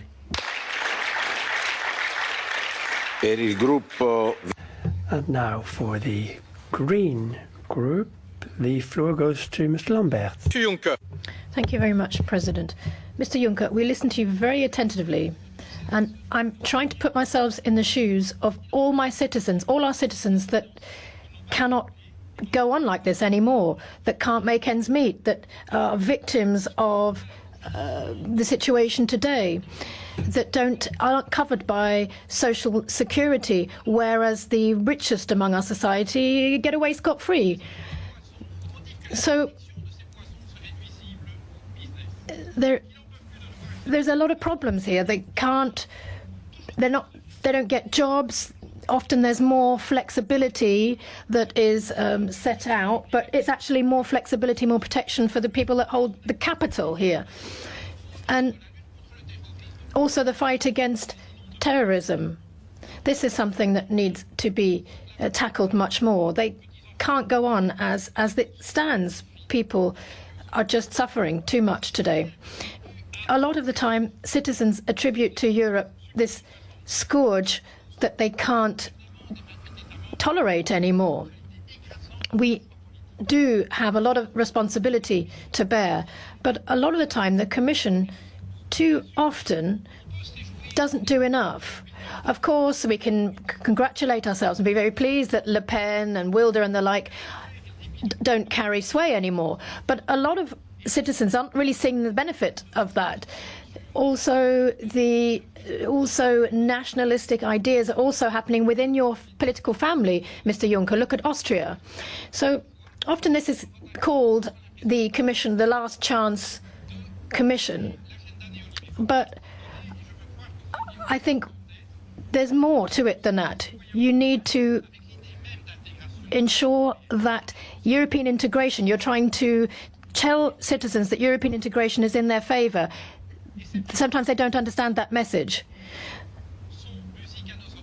A lot of the things that you have said are music to our ears. The Eurozone proposals, this idea of transnational lists is something that we of course go along with. We've been pleading for that for decades now. But everything that you're suggesting here today is hopefully going to give us a jolt now. That's what we're hoping for. The other things that you could have said today, but citizens, you might be legitimately asking yourselves whether your democracy is actually working in your favour.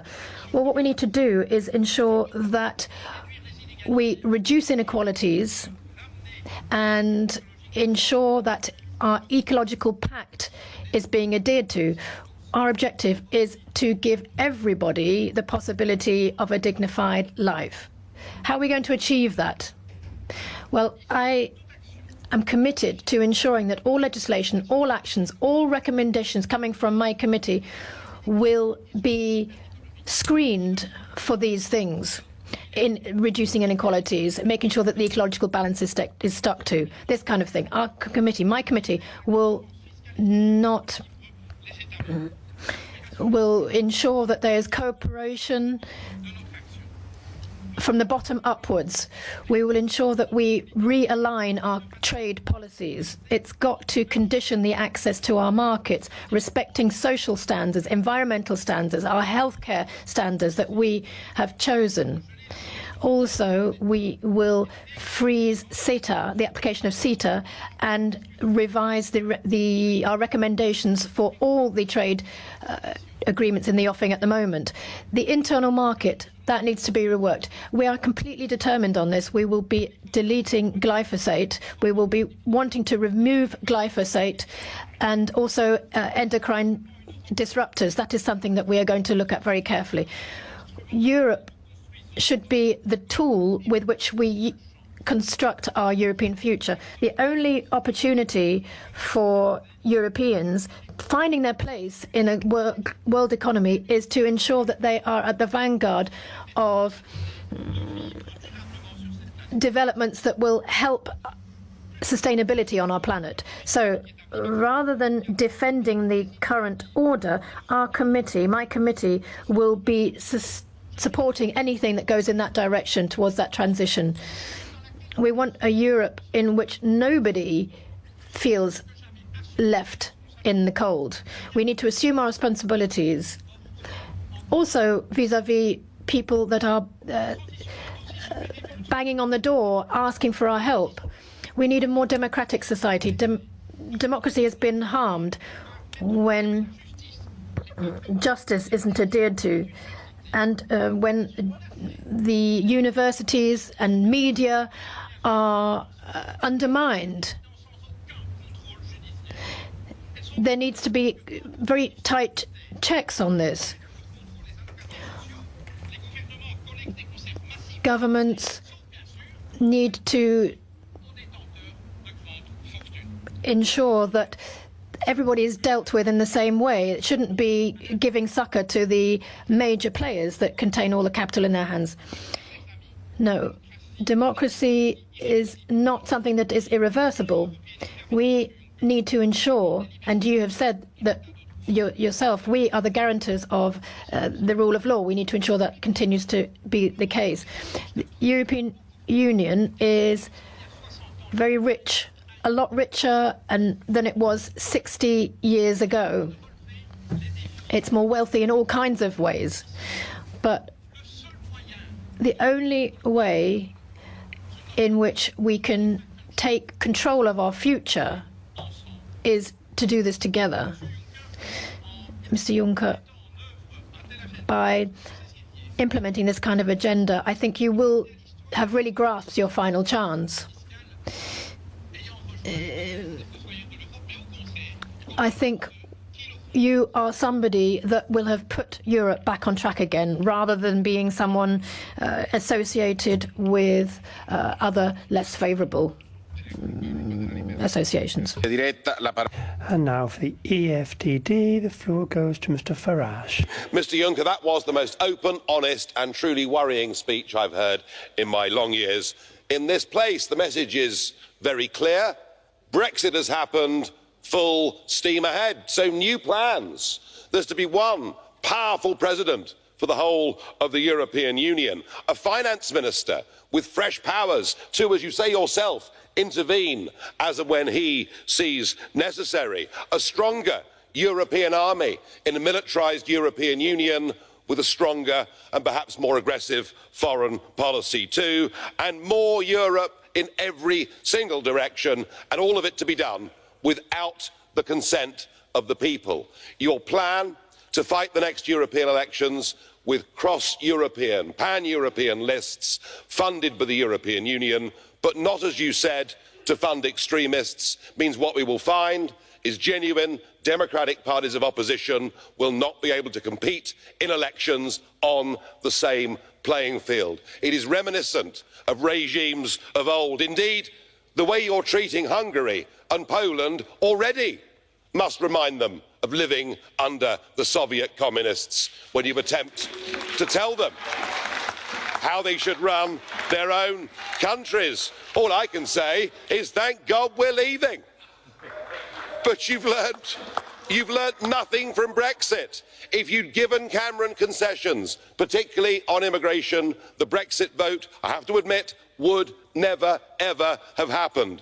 And yet, the lesson you take is you're going to centralise, you're going to move on to this new, I think very worrying, undemocratic union. And you're deluding yourself, Mr Verhofstadt, if you think that the populist wave, as you define it, is over. If these plans of Mr Juncker's come to fruition, far from the populist wave being over, I doubt it's even begun.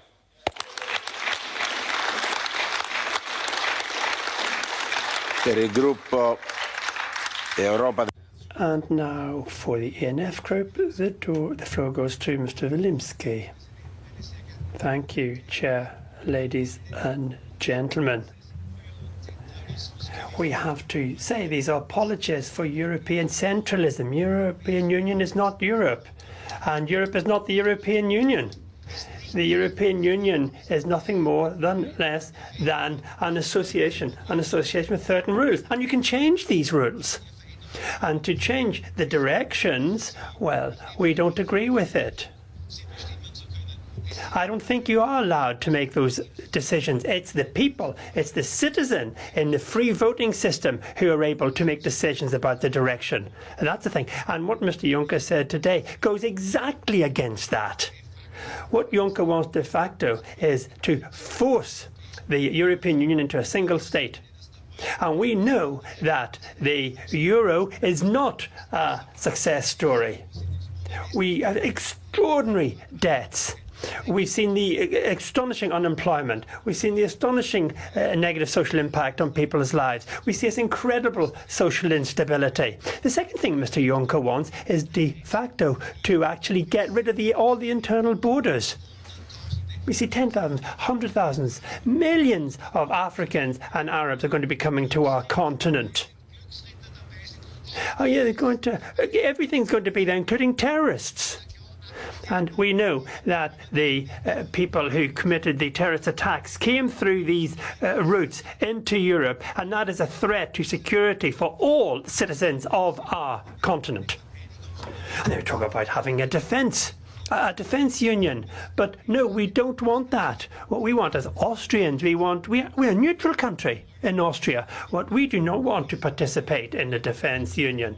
The right road for Europe can only be the road where there is more democracy left to the people, more democracy left to the citizen, where people can vote whether or not they want to have Schengen maintained or not, if they want to have their borders or not. The vote's got to be left to the citizen. The reality of having free movement at a moment of terrible unemployment, it's the citizen has got to say whether or not they want that to be in place. That is what we need in Europe. Democracy, pluralism. You have to give more sovereignty back to the states if Europe's ever going to function. It doesn't work now, and you know it yourself. It would be good if we changed it. La parola ora. And now the floor goes to Mr. Papadakis. The sixth scenario we heard for the future of the European Union is yet another attempt to find a compromise between the harsh competition that is going on within the EU and the Eurozone, where Germany has sprung far ahead from the other countries. At the same time, in all countries, all the governments are pushing ahead with very harsh measures against the workers. In Greece, in France, in Italy, they're relieving big businesses from taxes.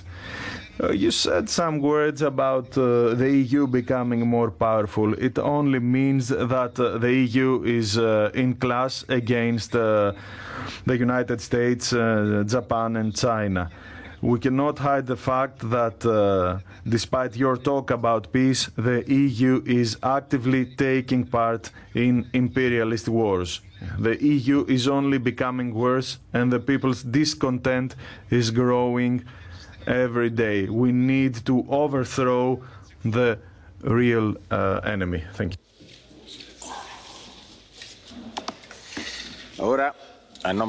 Now, in the name of the Council, it's Masikas.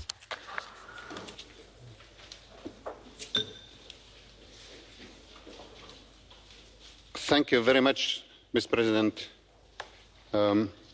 speaking not on behalf of the Council. The Council cannot have a position on this speech. I'm speaking on behalf of the Estonian presidency of the Council. I thank President Juncker for his ambitious, clear and, most importantly, a thoughtful speech.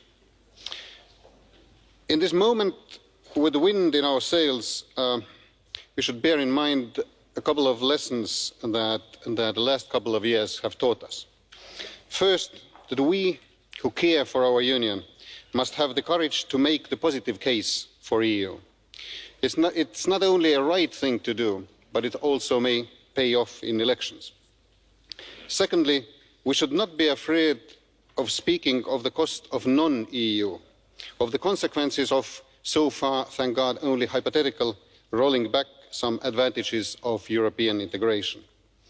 Thirdly, we must keep looking for issues, initiatives and ways that unite us, and not those that pose the risk of dividing member states. We should look for initiatives that balance things and build bridges. For instance, it is much easier to talk about the EU's social pillar, something that the Estonian presidency will duly take forward, when we simultaneously take real steps in deepening the single market, in particular in the field of services. So not only better paid jobs, but also better access to these jobs. Fourthly, of course, we must keep developing the EU further. But doing this, we must not forget that this time round, in 2017, it is not the institutional setup that is most important. It is important, of course, but reshaping the institutions must go hand in hand with providing concrete benefits, concrete things for our citizens. Our citizens must be at the centre of our attention, delivering concrete benefits for the citizens. That's what the guiding principle of the Estonian presidency is.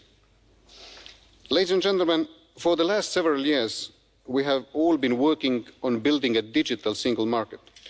The free movement of data is one of its cornerstones. We need to ensure that European citizens and businesses are able to benefit from data and that we create no new barriers to the single market. As with the EU's other freedoms, free movement does not mean a freedom from rules. Next year, new EU personal data protection rules come into force, and we look forward to starting work on the Commission's new proposal on the free flow of data. Thank you, President Juncker, for this proposal.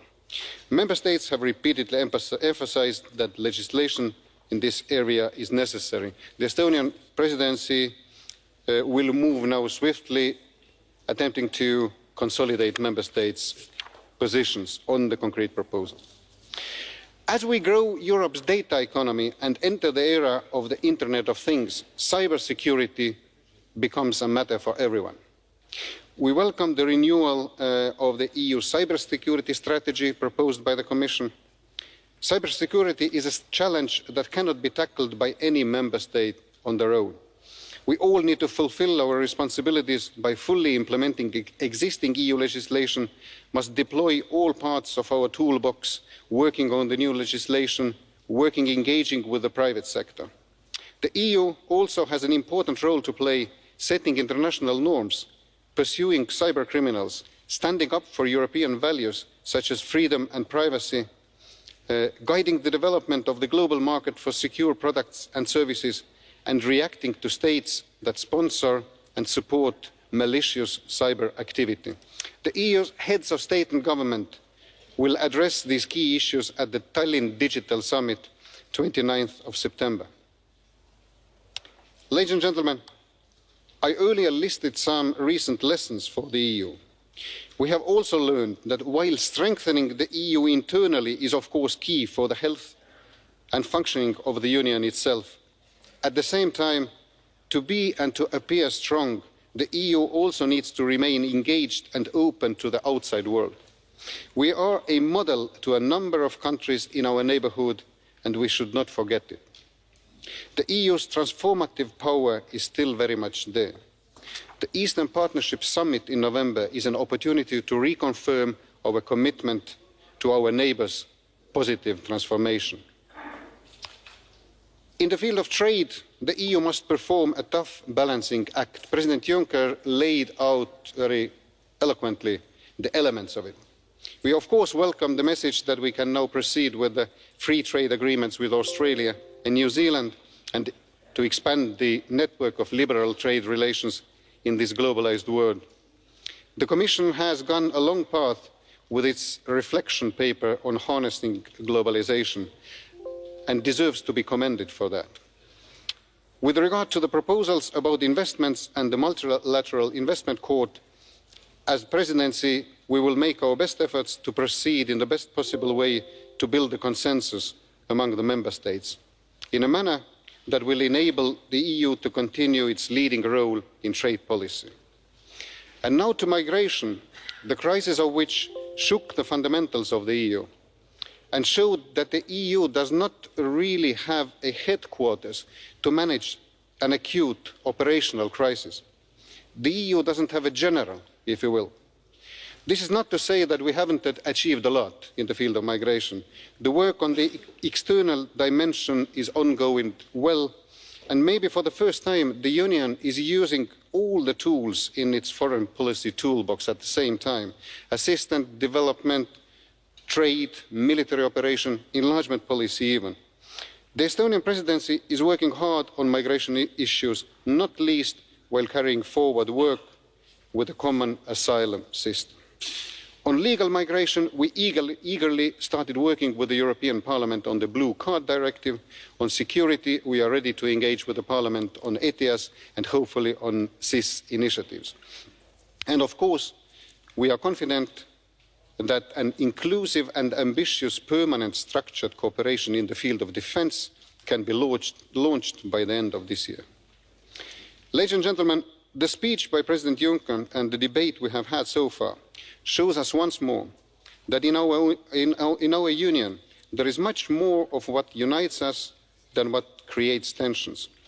Estonia, a country that was deprived of the advantages of the European integration during its first 40 years, feels that particularly deeply.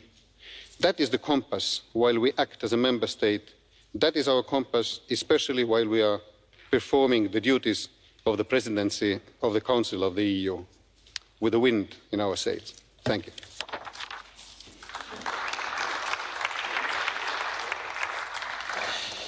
Visti I tempi. Now, because of the time restraints, we're not going to have any blue cards here. The floor goes to Mr. Kasperi.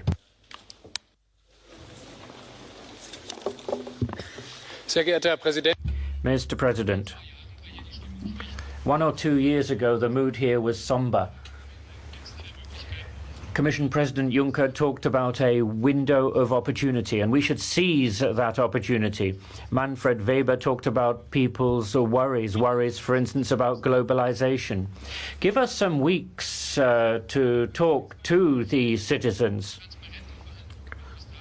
What we need to see is quick, transparent negotiations with Australia and New Zealand. We need to we need to reform our trade protection instruments and an instrument against external strategic investment, because we need to be able to protect our industrial base. Secondly, people are worried about jobs, not least Germans, about jobs in the car industry. There's a crisis of trust, but we also, as we take climate action, we need to protect jobs, because we need climate protection, we need cars, and we need jobs. We can't have one and lose the others. And this is what has to permeate our legislative proposals in the coming months. And on the transnational lists, many people think that we're in an ivory tower here in Europe. We need to bridge the gap. We need to be closer to the citizens. Pan-European lists, in my view, will set us further apart from citizens, and therefore we reject them. Honorable Rodriguez. Madam Rodriguez. Welcome, Mr. President. This is a moment for us, as a last shot, to have a real vision and ambition. What is at stake for this legislature? It is indeed to develop the European House and to move to a next stage, a new floor. Is to make Europe not only as a single market or a Eurozone, but also as a political entity able to respond to the new world in front of us. We need the European Union as a big democratic power supporting our way of life and making sure that we have the means to deliver our values and our way of life. This means indeed to have new means for peace and security, to manage migration, and to support development. But for this, we do need a new, brand new community budget for the future, based on new own resources, turned to the future, not to the past. And this means, when it comes on resources, that big corporations should pay their taxes because they must benefit from the single market, but paying what they do to pay. Then, if we have in mind a new democratic political entity, this can only be based on stronger European citizenship. First of all, respecting fully the fundamental political rights of our citizens, but also making sure that we can count on updated social standards. When it comes access to social protection, when it comes access to skills, but also making sure that everybody in employment, whatever the kind of jobs they have, they can count on a decent labour contract and this access to social protection. This should be the ambition of the upcoming European social pillar. But can we say that this Europe as land of equal opportunity, of fairness, is being delivered to all European citizens? We don't think so. Europe is still working as a machinery for divergence and inequality. And we need to reverse this very undermining trend. So we call upon the Commission to come up with an ambitious proposal of community European budget, turning European project a project for equality and convergence. And this should apply for the European Union as a whole and also for the Eurozone. So this is our request for the upcoming work coming from the European Commission. Vi prego di rispettare. I'm asking people to please stick to the time that's been given to you, because otherwise we will end up cutting time from other MEPs who wish to participate and catch the eye. The floor now goes to Mr. Lucke. Herr Juncker, Sie haben... Mr. Juncker, you had 60 minutes to build illusions, castles in the air. You've awakened illusions that really have no realistic basis, that don't really tackle the problems that the European Union is facing. You talked about the reality of the European Union, and you talked about fish fingers, vaccinations, the cocoa content of chocolate. But what about the major problems that need to be tackled in the European Union? You haven't offered any solutions. You talked about the rule of law, but you didn't talk about the breach of the Maastricht Treaty, that the fiscal pact has been infringed several times, the Dublin Pact, that all of these things have been violated, that monetary state funding is still being carried out.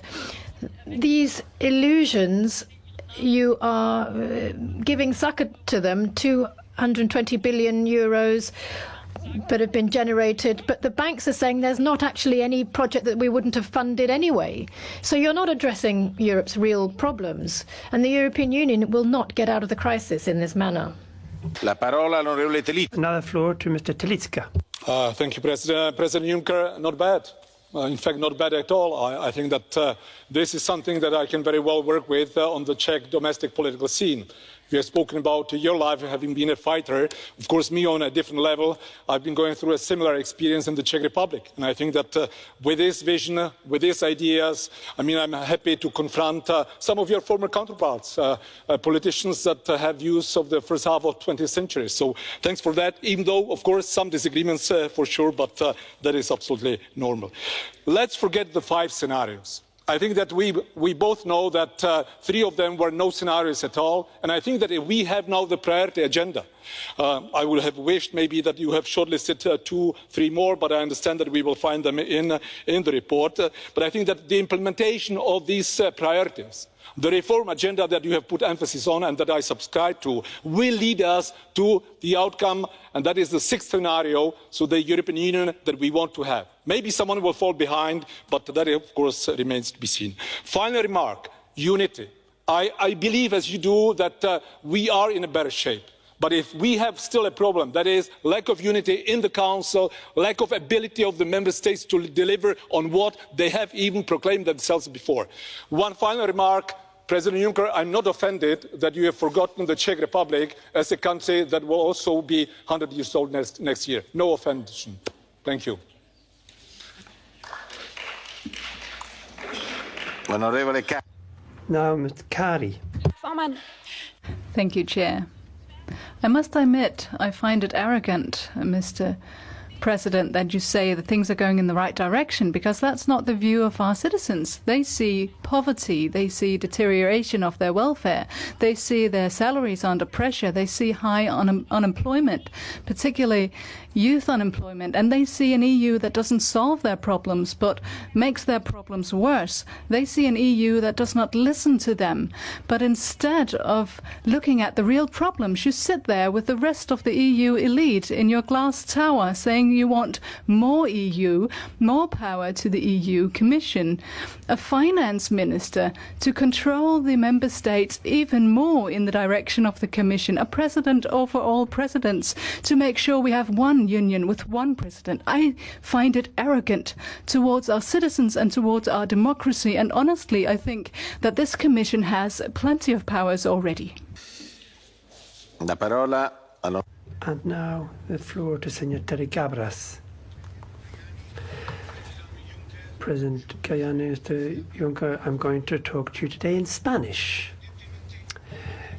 Surprisingly, you didn't mention the situation in Spain with the upcoming Catalonian referendum, because hundreds and thousands of Catalans have been asking for a referendum on autodetermination, just like the Scottish. The Spanish government never wants to speak about this or hear about it.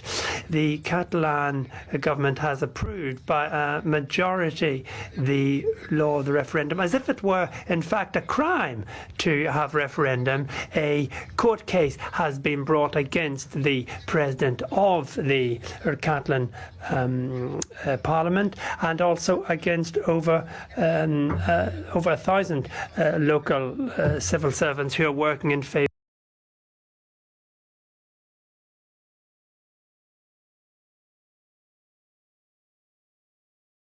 of the referendum. These are unacceptable attacks on free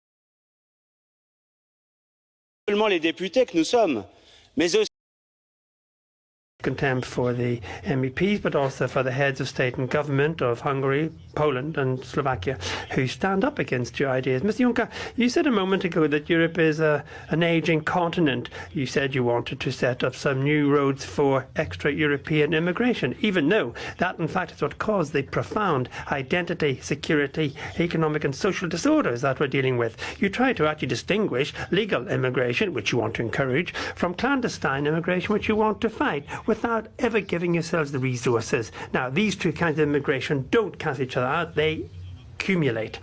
We have to give hope and confidence to the people of Europe. We have to get their own demographic dynamism. You have to give them the mastery of their own destiny and build a Europe which is built on cooperation. That's our vision. That's against your vision. Yours is federalist, rigid and totalitarian. La parola al... And now the floor goes to Mr. Sonnenborn. President,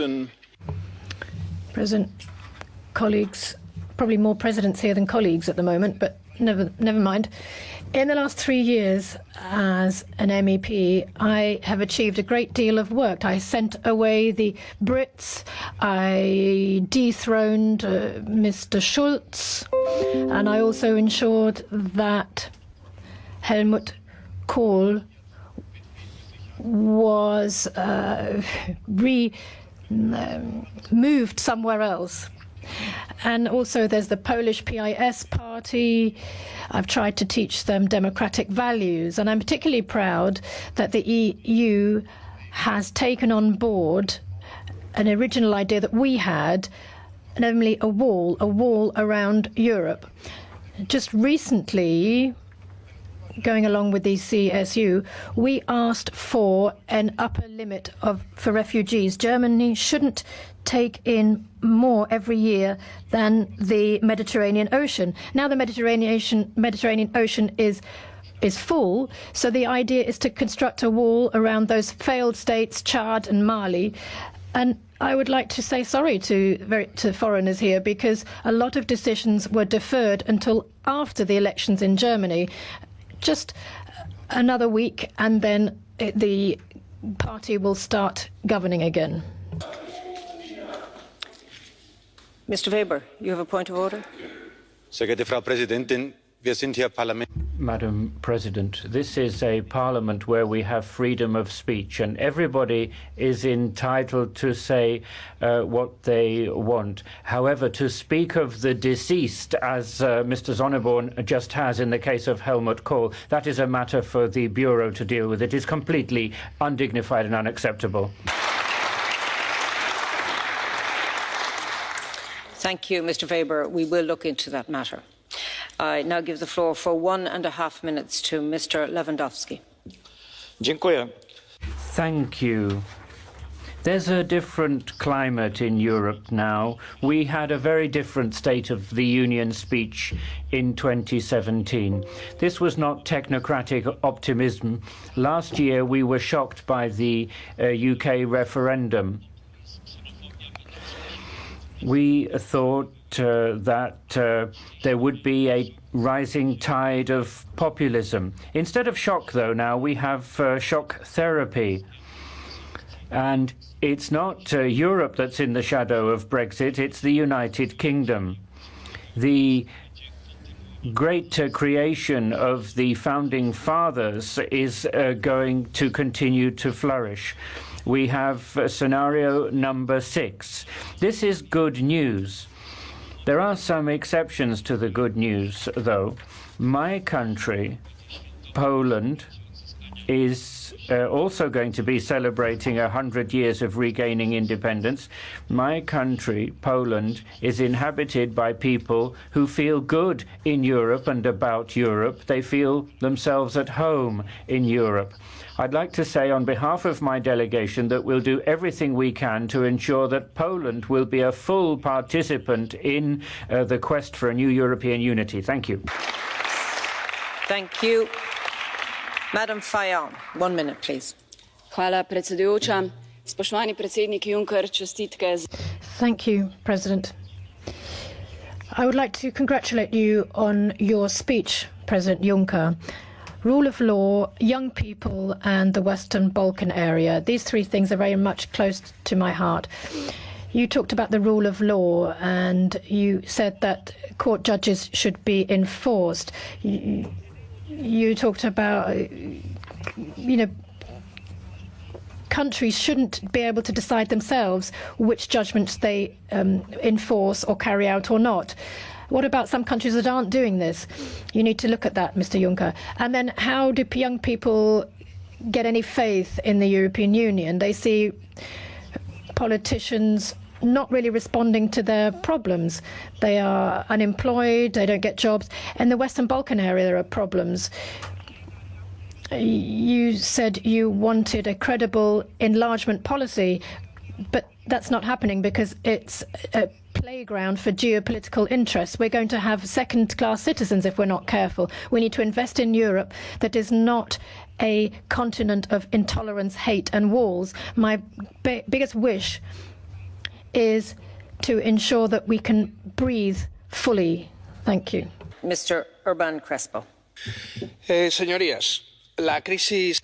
Ladies and gentlemen, the crisis in Europe started in 2008. Mr. Juncker, you will finish your job in 2019. And this, in fact, will be seen in history as a lost decade.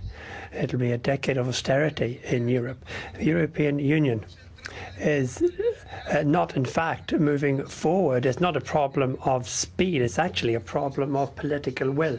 With your speech, you insist on continuing on the same road that has brought us to this situation. It's a federalist vision. What you're doing is you are creating an anti-democratic machine which in fact leads to blackmail, financial blackmail, in order to impose a neoliberal vision that has already proved it doesn't work, and which ends up falling on the shoulders of the European population. The problems in Europe aren't going to be solved by new trade associations. More externalization of our borders isn't going to help. More budgets for defense isn't going to help. This is going to lead to more austerity because these are responding to the interests of multinationals, lobbies and government. What we need is a change of direction. We want a 180-degree change of the external policy, ecological policy, environmental policy and social policy. That's what we have to do. We have to work from the ground up. This would be a real change. I'm following the instructions of the President, who really asked us to respect our speaking time. 1 minute now for Mr. Valli, please. Sì, grazie, Presidente. Thank you very much, Madam President. Mr. Juncker touched on very important topics: security, immigration, economic aspects. I'd like to focus on economic aspects. The European stability mechanism and turning that into a European fund is something that's quite difficult to understand for some people. I think it's quite easy, particularly with regard to what the European Finance Minister has suggested, namely a structure, namely the Troika. It would mean that member states would give money to the ESM and would receive against that they would receive reforms. That's the idea, that as a counter they would receive reforms. But I'm not sure that will really work. There's the quantitative easing idea that has also been put forward, but we've got Germany that isn't assuming its responsibilities. It's not accepting true euro bonds or fiscal transfers. So it's all these structural, undemocratic problems that will continue to support intolerance and sufferance, and this is completely unacceptable. Thank you. Mrs. Atkinson, 1 minute. Pleased that you think everything in the EU garden is rosy. There's no mention of the 50,000 jihadis waiting to blow us up that are going through your failed immigration policies. No mention of your failed immigration policies and the marauding migrants breaking into our countries. At least the Eastern European countries have got the right idea. No mention of your failed youth employment schemes. But there is good news. In the UK, we have record employment despite Brexit. We've got record inward investment despite Brexit. Volume of output is the highest in 20 years despite Brexit. And Bill Gates said that despite Brexit, Britain still can lead in the science and tech. technology institutes. And our order books are the highest in 30 years, despite Brexit. The City of London is still #1, despite Brexit. So sorry to invade your space, Mr Juncker, but you and the EU and your ideas are really past their sell-by date. Monsieur Prost, 1.5 minutes. Monsieur le Président. Mr. President, all too often we are weak, as in the case of our reaction to the court judgment on Singapore or the failure of multilateralism. The fact is we've now seen a new development in globalization, economic planning by foreign powers, dumping, hostile investment, the acquisition of strategic companies, strict rules on our companies operating abroad, unfair competition and the lack of reciprocity. There was no agreement yesterday in the trialogue on dumping. I don't think this is a failure, because we need to have a clear political message, especially as regards the burden of proof. Europe needs to protect itself without lapsing into protectionism. That's a clear message. Our treaty requires us to be extremely cautious in terms of our legal obligations, hence the uncertainty. The ambitious draft regulation will at least save us walking on our heads. We've lost time, and in reality we're losing jobs, we're losing know-how and technological advancement as a result of a country that's organizing its investments and private and public companies. We're not against foreign investment, but we're against strange investment. We need to make sure that we don't end up with future Apples or iPhones assembled entirely in China. Merci. 1 minute, Mr. Stanishev. Thank you, Madam Chair, and thank you, President Juncker, for your speech. I know you are a deeply convinced European, and in your sixth scenario, I don't see Europe which is divided, or several-speed Europe, which is very positive. But at the same time, you know that people are tired of words and promises, and it's time for action from the Commission as well. And the strongest tool which you possess as a Commission is the project, the draft of your budget for the next multi-annual financial framework. We should stop thinking how to reduce the European budget, but look for own resources. We should really focus on political priorities, and the major priority is how to move from Europe of divergence, inequalities, towards Europe of convergence and strong economic growth and social justice. I expected, frankly speaking, stronger social dimension. We really need a European social action plan today in order to regain trust. Thank you very much. 1.5 minutes, Mr. González Pons. Vientos favorables, señor. Well, favourable winds, that's true, Mr Juncker. We've left behind the euro crisis, and now we've got to also move this positive atmosphere onto social protection and works. I liked what you said about the rule of law and equality. Sometimes it seems in Europe that it's more important to us to solve the financial crisis than the political and social crisis that we face. Here we talked about Brexit as if it were just, going to be another free trade association. Actually, starting from this, it isn't just about European Union defending the idea of Europe. What we've got to do after Brexit, we have to see that there will in fact be two different Europes inside our continent. I share your points of view when it comes to the role of courts as regards the European Court and national courts. This is in fact one of the very founding reasons of the European Union. There are countries that are attacking the separation of power, and that's what's happening in a region, in fact in my country, where nationalism is now attacking the constitution. Nationalism is expanding just like a virus. The constitution of each member state is in fact the building blocks of the European Union. The unity of my country is also the unity of the European Union. This is why the European Commission has also got, and I share this, a responsibility to defend the constitutions of all of the member states and to defend the unity of the member states. And the rule of law is born out of the individual rights, but it grows and develops if you follow the law and the courts. Thank you. Thank you. 1 minute, Madam Thomas. Merci, Madame. Monsieur le Président. Thank you very much. I'm very disappointed, I have to say. First of all, your last chance saloon hasn't really worked. You're not giving us a battle plan for the end of the mandate. You're giving us a strange way ahead, a strange route ahead for the future.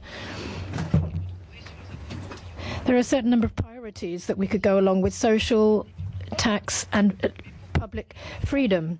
But these are all words. Moving from words to deeds, as you said this morning, we need a serious budget, and that's my second disappointment.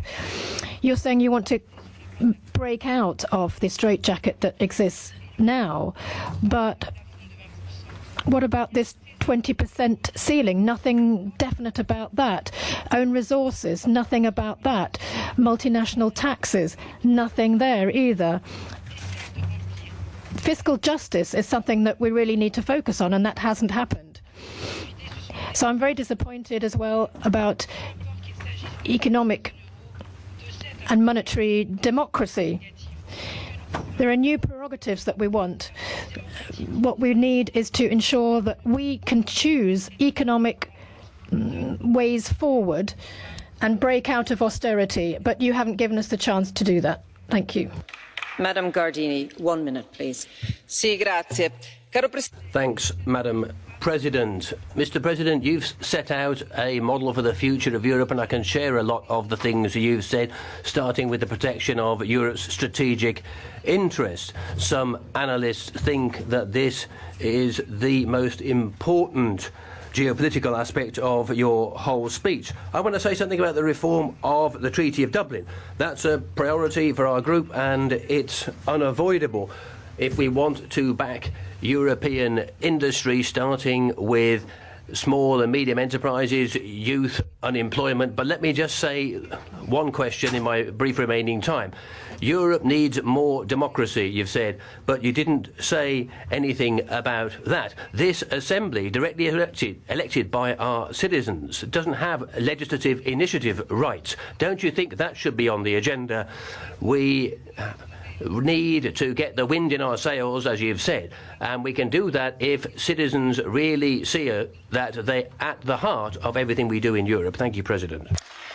Thank you. 1 minute, Madam Garcia Perez. Thank you, Madam President. For years now, Europe has stopped being part and parcel of our dreams, and the idea of our project, which is equality, opportunities, has become something altogether different. Precarious jobs, austerity, economic crisis. Today, those of us who believe in the European project will agree that there are grounds for concern, that we need to move ahead with new policies for the European Union. The European social pillar must be a priority. It's simply not possible for a 21st century Europe to continue to have a working class that lives below the poverty line. Let's talk about the fight against climate change. Let's face up to the fight against terrorism, asylum and immigration policy. These are of fundamental importance. Thank you, Mr. Juncker, for mentioning the rule of law. Europe is a project based on democracy. Therefore, it's fundamental that we guarantee a respect for the constitutional order of each and every member state. There's no time to be wasted. We need to get on with it and tackle these changes. Diversity, dialogue, respect, cohesion. This is what defines Europe. Let's not allow anything or anybody changes this. Thank you. 1 minute, Mr. Sugar. I most welcome with the emphasis you placed on the idea of Europe, the community of values, Mr. Juncker, that the need to ensure freedom, equality and rule of law all over the EU, so that there would not be second-class citizens anymore in our integration project. Still, European citizens belonging to national, autochthonous or language minorities can be treated very differently depending on where they live. Only last week in Romania, the Hungarian minority language Catholic high school of Târgu Mureș ceased to exist because the systematic harassment of various authorities, where hundreds of minority language speaking children were at insecurity until the last moment about whether they would be able to attend their school again. What do the parents of these children who are interrogated by the Romanian anti-corruption agency for enrolling their children in the school feel from the rule of law that the EU is supposed to guarantee them? The EU still has a long way to go to ensure its values and prevent discriminative practices. More than 60 million citizens expect acknowledgement of their existence by the EU institutions. Thank you. Mr. Weidenholzer, 1 minute. At the moment, we're in a curious situation in Europe. We've got Trump, we've got Brexit, but thanks to that, people are more positive about the EU. But it's not all good. We're a long way from having solved the migration issue. And the improvement in the economy that you have mentioned isn't benefiting everybody. Parts of Austria, for example, aren't seeing that. And there's also more of a disparity now between East and West. You know, I'm happy to see Mr. Timmermans here taking a very clear line. The Commission is the custodian of the treaties and has to guarantee the fundamental rights as a result. But it's this openness to dialogue that I'm not seeing in those who are trying to benefit at the expense of Brussels.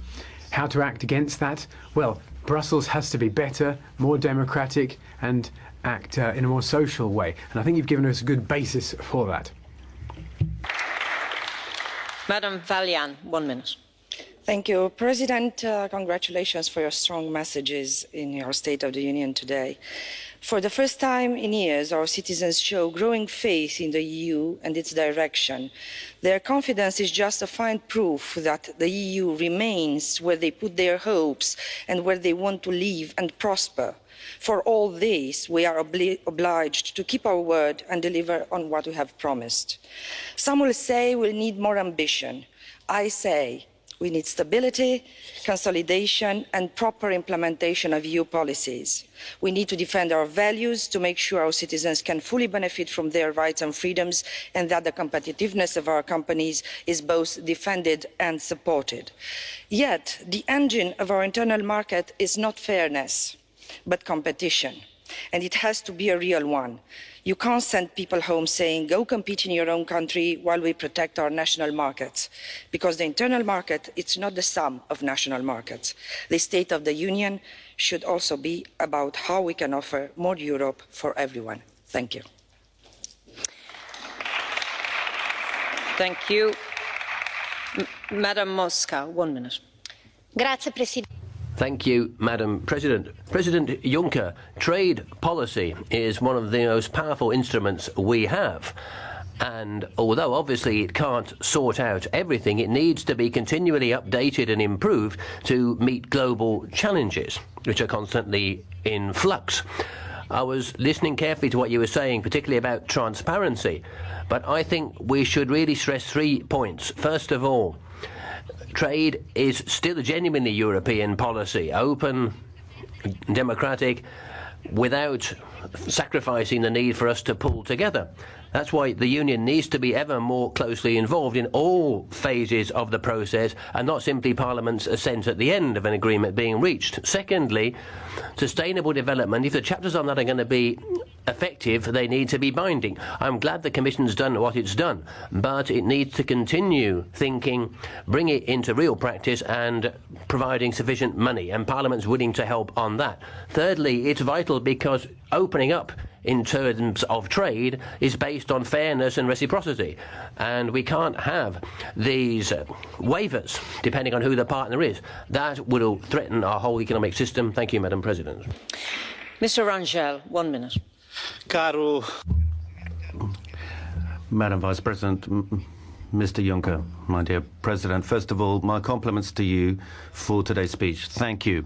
I think this gives a new fillip to us. It encourages all of us who love Europe like Mr. Juncker. Now, there is a challenge which is not one of your immediate concerns, at least not those we heard today. This year, There was a wave of forest fires in Portugal with tragic consequences. There have been floods all over Europe, including recently in Poland, with tragic consequences. Last year there were earthquakes in Italy. There have also been earthquakes in Greece. And with climate change, there are going to be a lot of these catastrophes. Would it not be time to create a European civil protection force? Now, this, of course, ties in with internal security. Could have missions in the Mediterranean, rescue at sea, this kind of thing. But when this kind of catastrophe supervenes, we should get out there, help national forces to mitigate the consequences of such catastrophes. I think it's high time to create a European civil protection force, and it would be the embryo of what could eventually become a real European army. Thank you. Mr. Bullmann, 1 minute. President Juncker, Sie haben... President Juncker,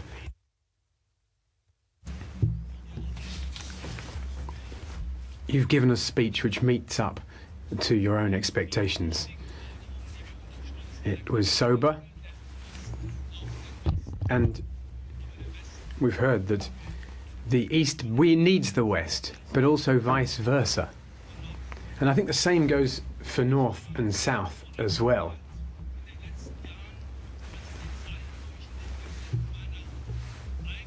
I've never been quite as revolted as the time when I had to read in the German papers saying, if you want coal, sell us Corfu.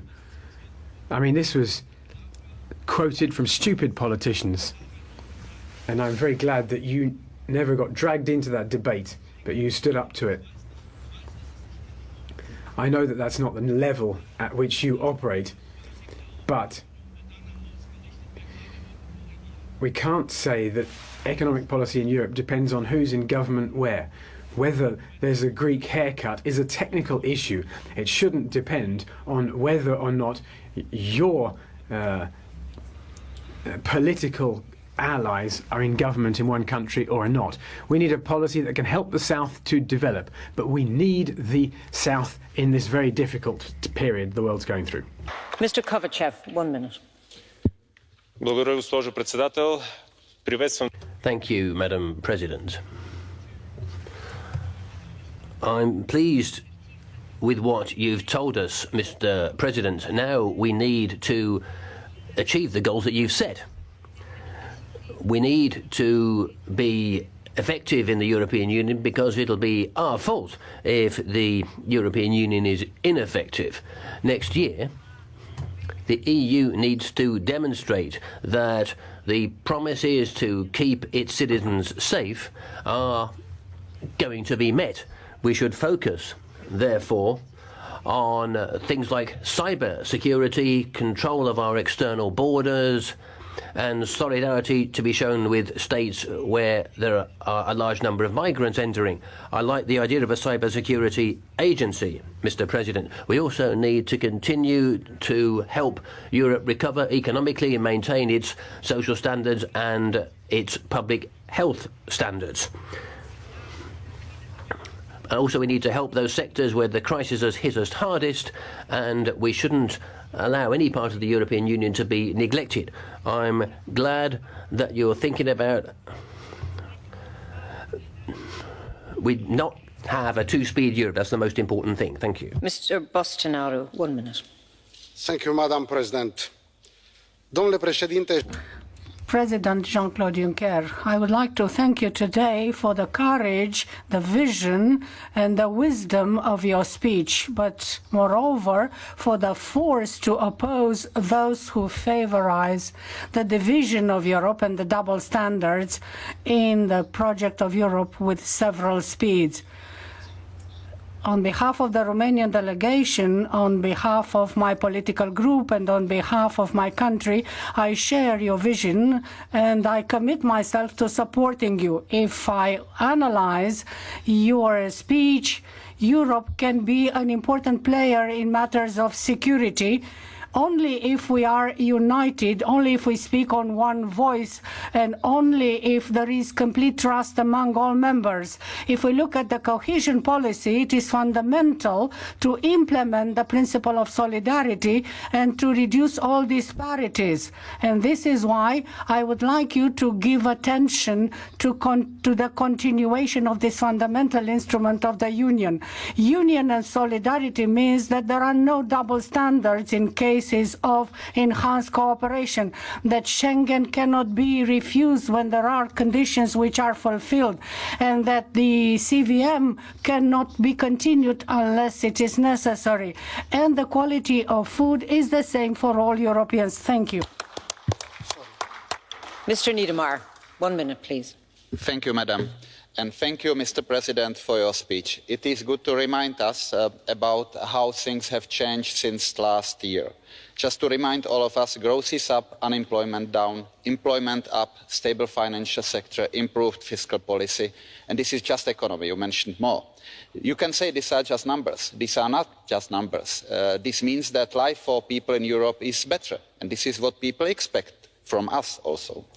As you know from your past, a good time is exactly the time where people are making a lot of mistakes. And you urge us to not make mistakes in this good time and instead to do many good things. And I agree and I appreciate that. One of the obstacles that I want to stress is still missing trust. Trust among politicians, trust among people, trust among countries.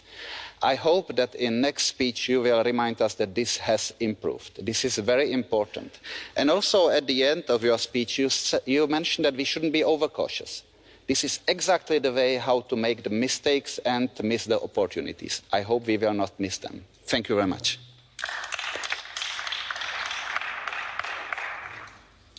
Thank you. 1 minute, Madam Van Bremt. Dank u wel, voorzitter. Commissievoorzitter Juncker. Thank you very much, Mr. President of the Commission. Your speech was optimistic. Perhaps not fully fledged optimism was expressed, but the general tone was optimistic, and it's something I think we can support with a fair degree of enthusiasm. Transparency, climate protection, the climate of industry, ensuring that there's more democracy. We completely agree. However, we were still left feeling that there could have been. We want a AAA on the social issues, 3 years discussion on social dumping and no results. Look, we need to ensure that everybody in Europe work in the same conditions and receive the same salary. There's got to be proper social security enshrined in European legislation, and we'll be measured on our action, particularly on social action. Thank you. Thank you. Madam Ulskog, 1 minute, please.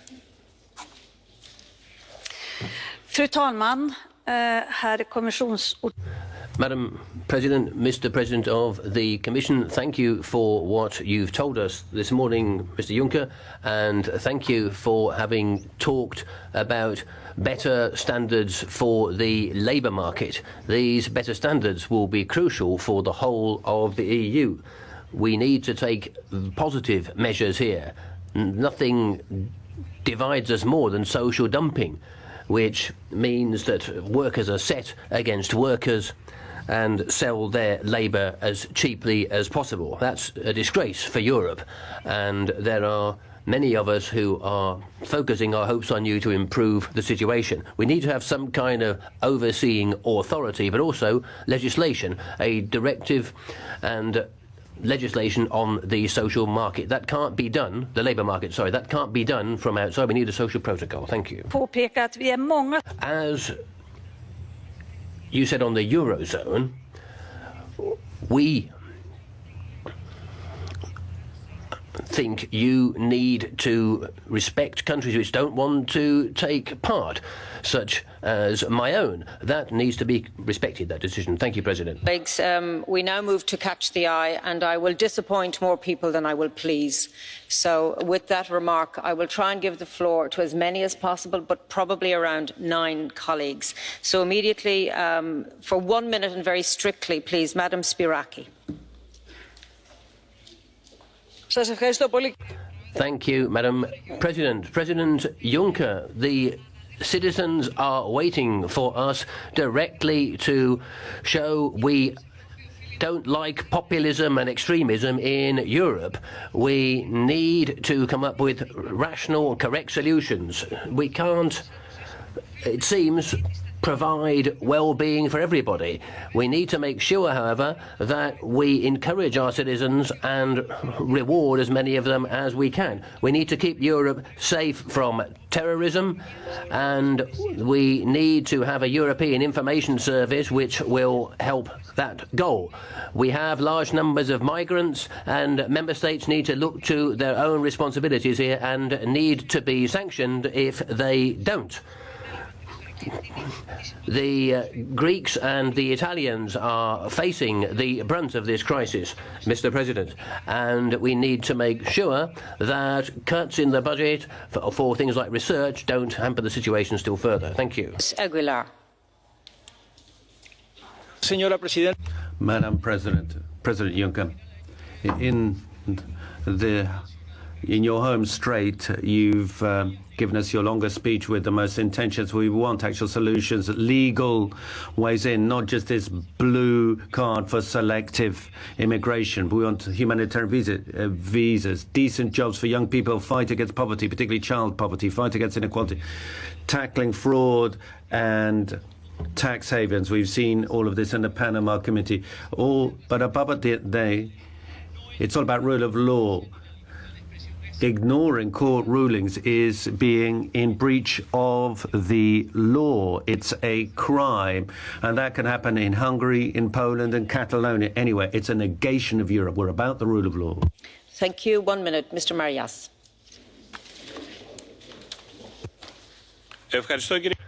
Thank you, Madam President. President Juncker, your 5 scenarios for change in the European Union have now put forward a 6th one, where we continue with the same policies, the same institutions and the same balances that existed before. A German-dominated Europe, austerity, and the Stability Pact. It's the anti-democratic Eurozone, the uncontrolled Eurogroup running the European Central Bank. It's bankocracy, and a series of people-friendly measures are being brought in. Outsourcing, and we can see Europe's industrial base being undermined and European salaries being reduced. So Europe of unemployment and marginalisation of young people. And this, of course, has been worsened by 1 million migrants and illegal migrants. What we need to do is combat unemployment and poverty, and we can't do it by failing to deal with the huge migrant flows which are existing at the moment. We need to do something to protect the European family. Thank you. Ms. Bilbao Barandica. Señor Juncker, como puede... Mr. Juncker, as you can see here, my party, the PNV, organised or celebrated the National Basque Day in 1932, saying Basque Country, Europe. So I like a lot of proposals, but what about women who suffer inequality and violence?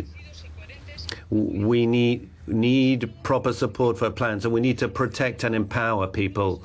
We want a social Europe that's open, refuge, united against terrorism, more industry, support for the real economy, economic and political capacity, the single energy and digital market.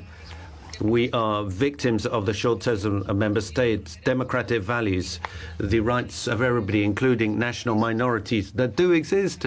And as in Catalonia, instead of recognizing that reality, you prefer to just stifle everything without political action dialogue. We have a European problem. The intergroup on minorities in this Parliament has called for dialogue. Democracy is going to be imposed, but nobody should hinder it either. Nobody should hinder a political solution to this problem.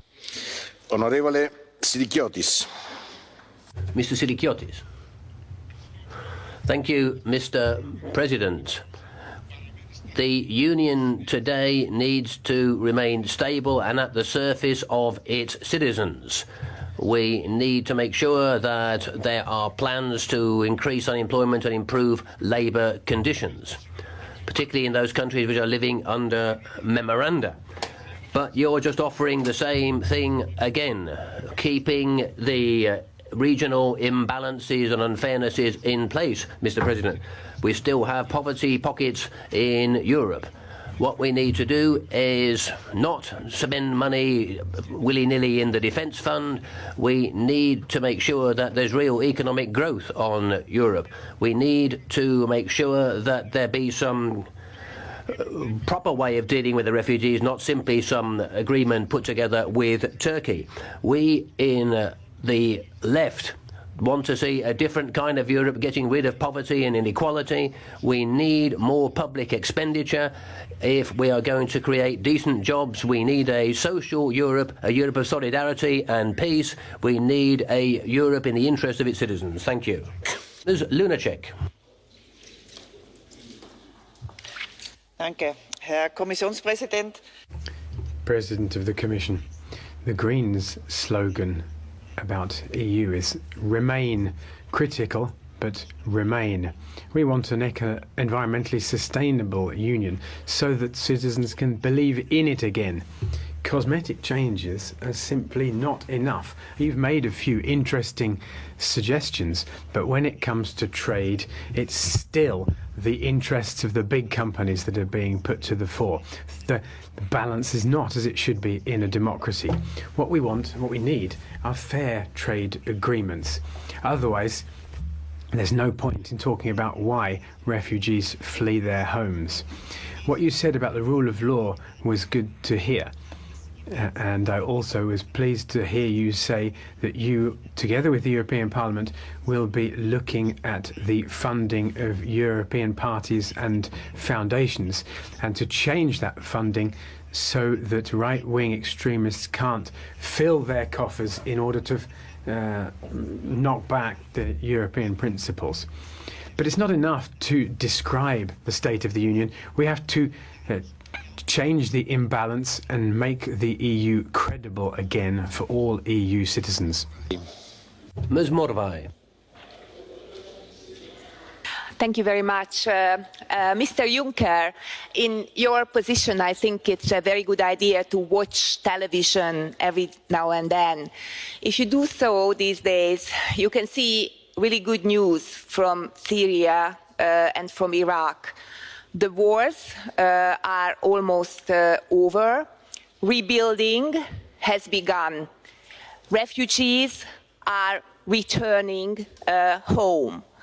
Don't you think, and please answer this question, don't you think that it's high time to fundamentally reconsider the relocation and resettlement quota idea of the European Union? Stop bashing Hungary, stop preaching us about solidarity, and talk about solidarity to those strong, healthy, young Syrian and other men who should go home and rebuild their countries. That is solidarity with those nations. Thank you very much.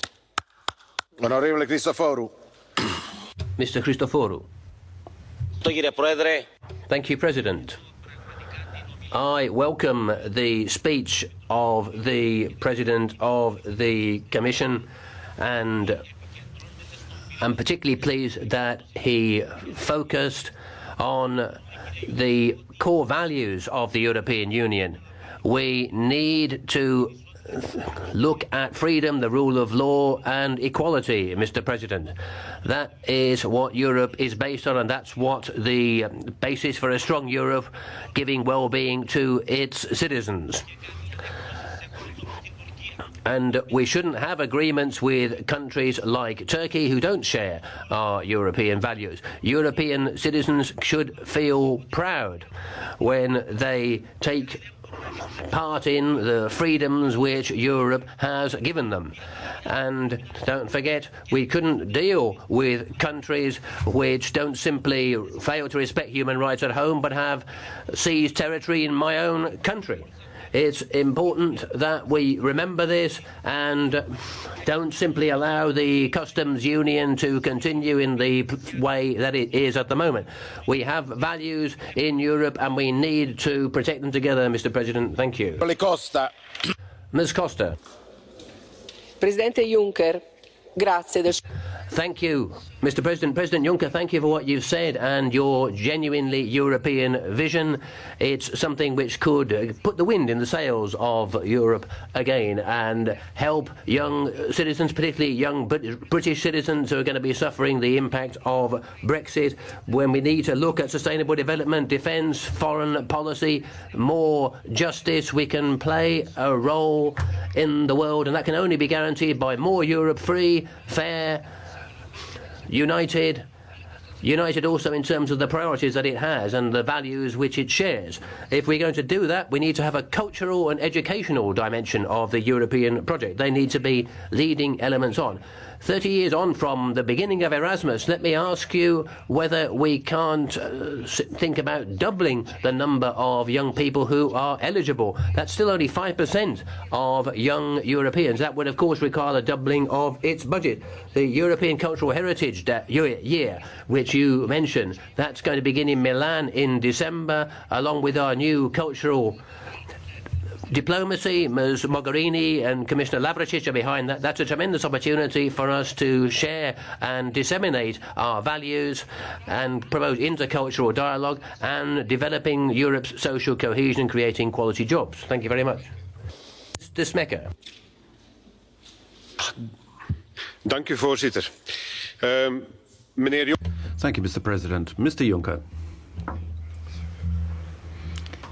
Well, we keep on talking about a democratic Europe, about recovering the hearts and minds of our citizens, the trust of citizens. And the fact of the matter is, MEPs, we are close to our citizens. After all, that's how democracy begins and works. And I have to say that I agree with what the Catalan colleague said last week. Hundreds of thousands of Catalans filled the streets of Barcelona with colour. And I think we need to develop their European future. We've got to do that democratically, and we know full well that the problems between Barcelona and Madrid have gone to court, and that civil servants have been given orders to boycott the referendum. There has been intimidation in the media and elsewhere. You're aware of that, and as a Fleming, we can't accept that. We want a Europe of citizens, and we want for democracy to flourish and be respected. Mr. Hundis, last speaker in Catch the Eye. Thank you, President. President Juncker, the situation in Europe isn't really as you described it. Workers look at the union as something which is reducing their wages and rights.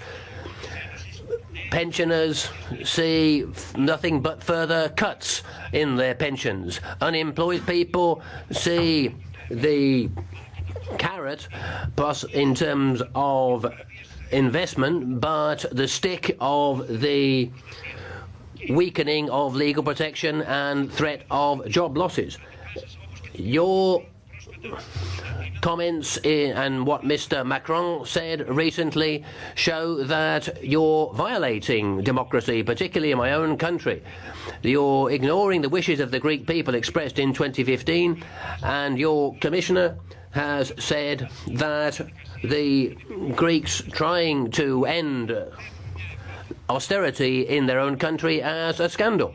This is simply not fair. We need to work together in terms of the industry and the environment, but we need a Europe of peace, not simply a Europe of war and aggression. Thank you.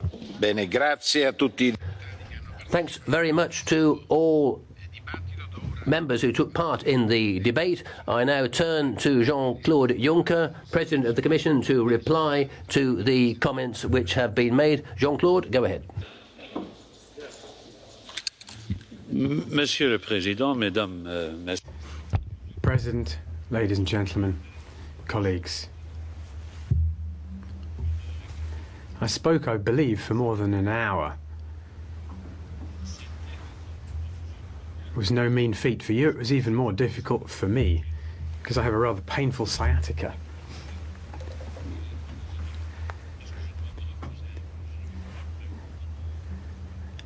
I have to rest up, I'm afraid, so I won't be able to answer you in great detail.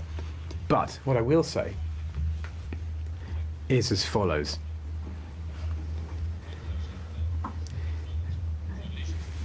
The Commission, where it's already taken initiatives, it will continue to work towards making legislation. For example, on social issues, the Council and the Parliament have seen a whole range of initiatives submitted to them. And I don't need to list them here because those texts have been forwarded to you. So it's not the Commission, if you like, that is responsible for the seconding of workers directives not having been reviewed yet.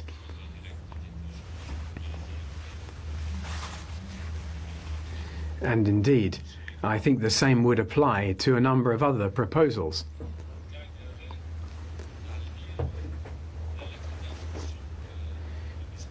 You would do well to read the letter of intention that Mr. Timmermans and I have sent to the Parliament's President.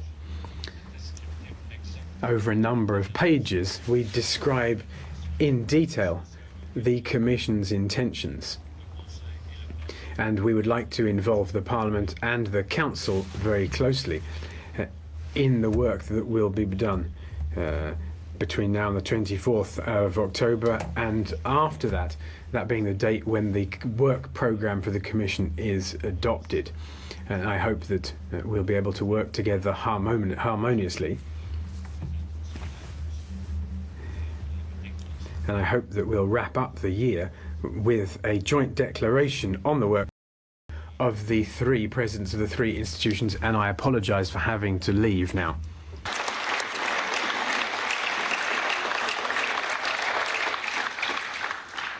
Grazie Jean-Claude, Thank you, Jean-Claude. We can send a doctor round, if you like, who can take care of you so that you can always be at full strength and answer all of the questions that we have. I'd also like to thank Vice President Mogherini for the extreme endurance that she showed in plenary yesterday. Now the final round of speeches, ladies and gentlemen, and the first speaker is Mr. Synadinos. Thank you, President. I listened to what you said, Mr. Juncker, very carefully. And it sounded as if you were promising paradise to us in Europe. But if you look at what the present European Commission has done, is produce unemployment, poverty, migration, and it's failed to address any of these problems, as well as the possible entry of Islamist terrorists into Europe. We need to have a more people-centred approach to Europe. People are not happy with the way things are going, and we're fed up with the disastrous results of your globalised policies. We have democratically elected governments in Poland and Hungary, and they are governing in the interests of their people. The Greeks, the Poles, the Hungarians, including the Brits who voted to leave the European Union, don't want more or less Europe. They want a more democratic Europe, a safer Europe, and one that respects national sovereignty and respects other member states. Thank you. Onorevole de Graaf. Mr. de Graaf. Voorzitter, wie zegt dat het beter gaat met... Mr. President, some seem to be saying that things are getting better in the European Union. They're closing their eyes or living in Never Never land. Islamist countries are sending large numbers of people to our shores, and every day men or women and children are raped by immigrants in our cities by immigrants of Islamic origin. There's no safety or security in the European Union, and this Parliament is full of bleeding hearts. You're still closing your eyes to the dangers of Islam. And you're spending millions for the Coast Guard and defending our borders, and it's not enough. There's a problem of debt, there's a problem of unemployment, and the European Union is losing market share internationally. So things aren't going great in the European Union. In the interim, the UK has taken to a lifeboat and left the Titanic.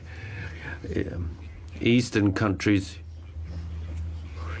are engaging in, and countries near us are engaging in all sorts of dictatorial acts and witch hunts, social failure, economic failure, security fit. Mr. Juncker has done a runner, so really stop with this electoral propaganda and just stop this project, which has just been a failure. Mr. Paxas. Pone pirmininke, prasidėjus antram pasauliniam karui Britų parlamentaras Leo Emery. Thank you, President. After the Second World War, the British MP Leon Emery criticised the British government and said that Mr. Chamberlain had crumbled.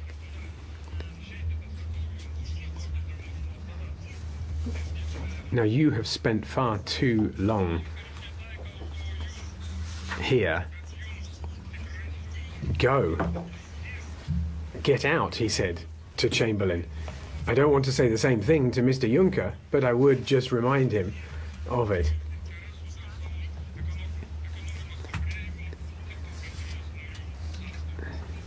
Those who had tried to teach lessons to the countries of Eastern Europe should stop. Now, I myself am not much of a seaman, but I don't think one can rely on the wind to reach top speed.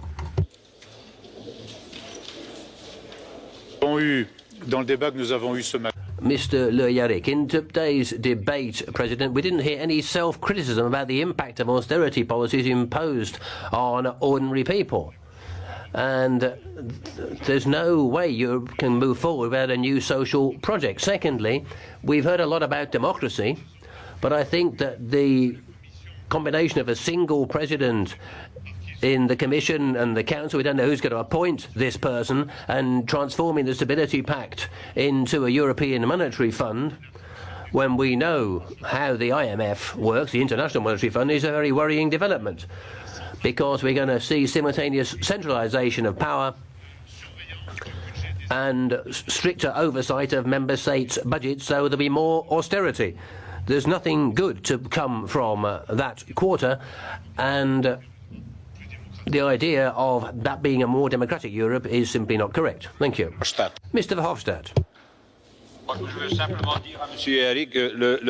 Can I just say to Mr. Lear, the most important thing is that we ourselves can choose our leaders at a European level.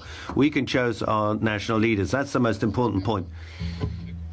And I hope that the GUI will support the idea of transnational lists, which will express this dream. Will have the ability to decide who leads Europe. I have only two conclusions, President.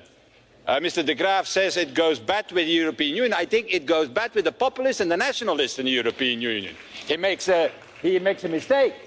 Problems are in his movement for the moment, not with the European Union. He's even saying that, there is no increase, for example, in the number of jobs. Well, everybody knows that there is an increase in the number of jobs in the European Union. And my second conclusion, Mr. Timmermans, is that hopefully you have seen here in the centre of this House a broad support for the programme, ambitious programme that Mr. Juncker has presented. And you have to take that on board and use that as a tool towards our member states and to the Council, so that from their side there will be also the same ambitious and support for that ambitious programme. Thank you. Onorevole Legutko. Mr. Legutko. Nie ukrywam, że jestem Well, I won't hide the fact that I'm a little bit surprised that President Juncker didn't say much in terms of the conclusions to be drawn from Brexit. I mean, I think that Brexit is a great loss to the Union. And if I did think that, I would expect the President to tell us what he'd done to balance out Brexit. On the other hand, he didn't say that it's good and it's a success. I don't think it's a success. I think it's a failure. Now, Mr. Juncker has said he's suggested a number of scenarios and that there's been a discussion and a debate. What debate? A debate is when you don't know the end conclusion, but we already have a conclusion. Now we've got a fait accompli. These conclusions are just more of the same old, same old. More Europe, more Europe. Is that a solution? Are we really being treated seriously when you tell us that? Is this really a debate? A debate means putting forward arguments and replying to arguments. Just recall the expressions used to describe those who are of a different point of view today. We heard idiots, viruses. We heard extremists. We even heard them being accused of taking money for their views. Is that a discussion? If it carries on like that, we all know where we're going to end up. More Europe, one president, one minister to do this.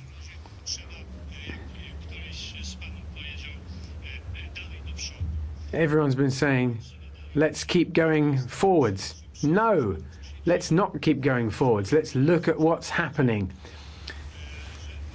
Somebody's quite rightly said that it's not true.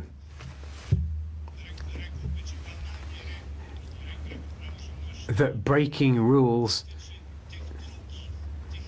only applies to them others. It happens here too. It happens within the EU. Rules are criminally contravened by institutions of the EU, including the European Commission, which also itself breaks rules.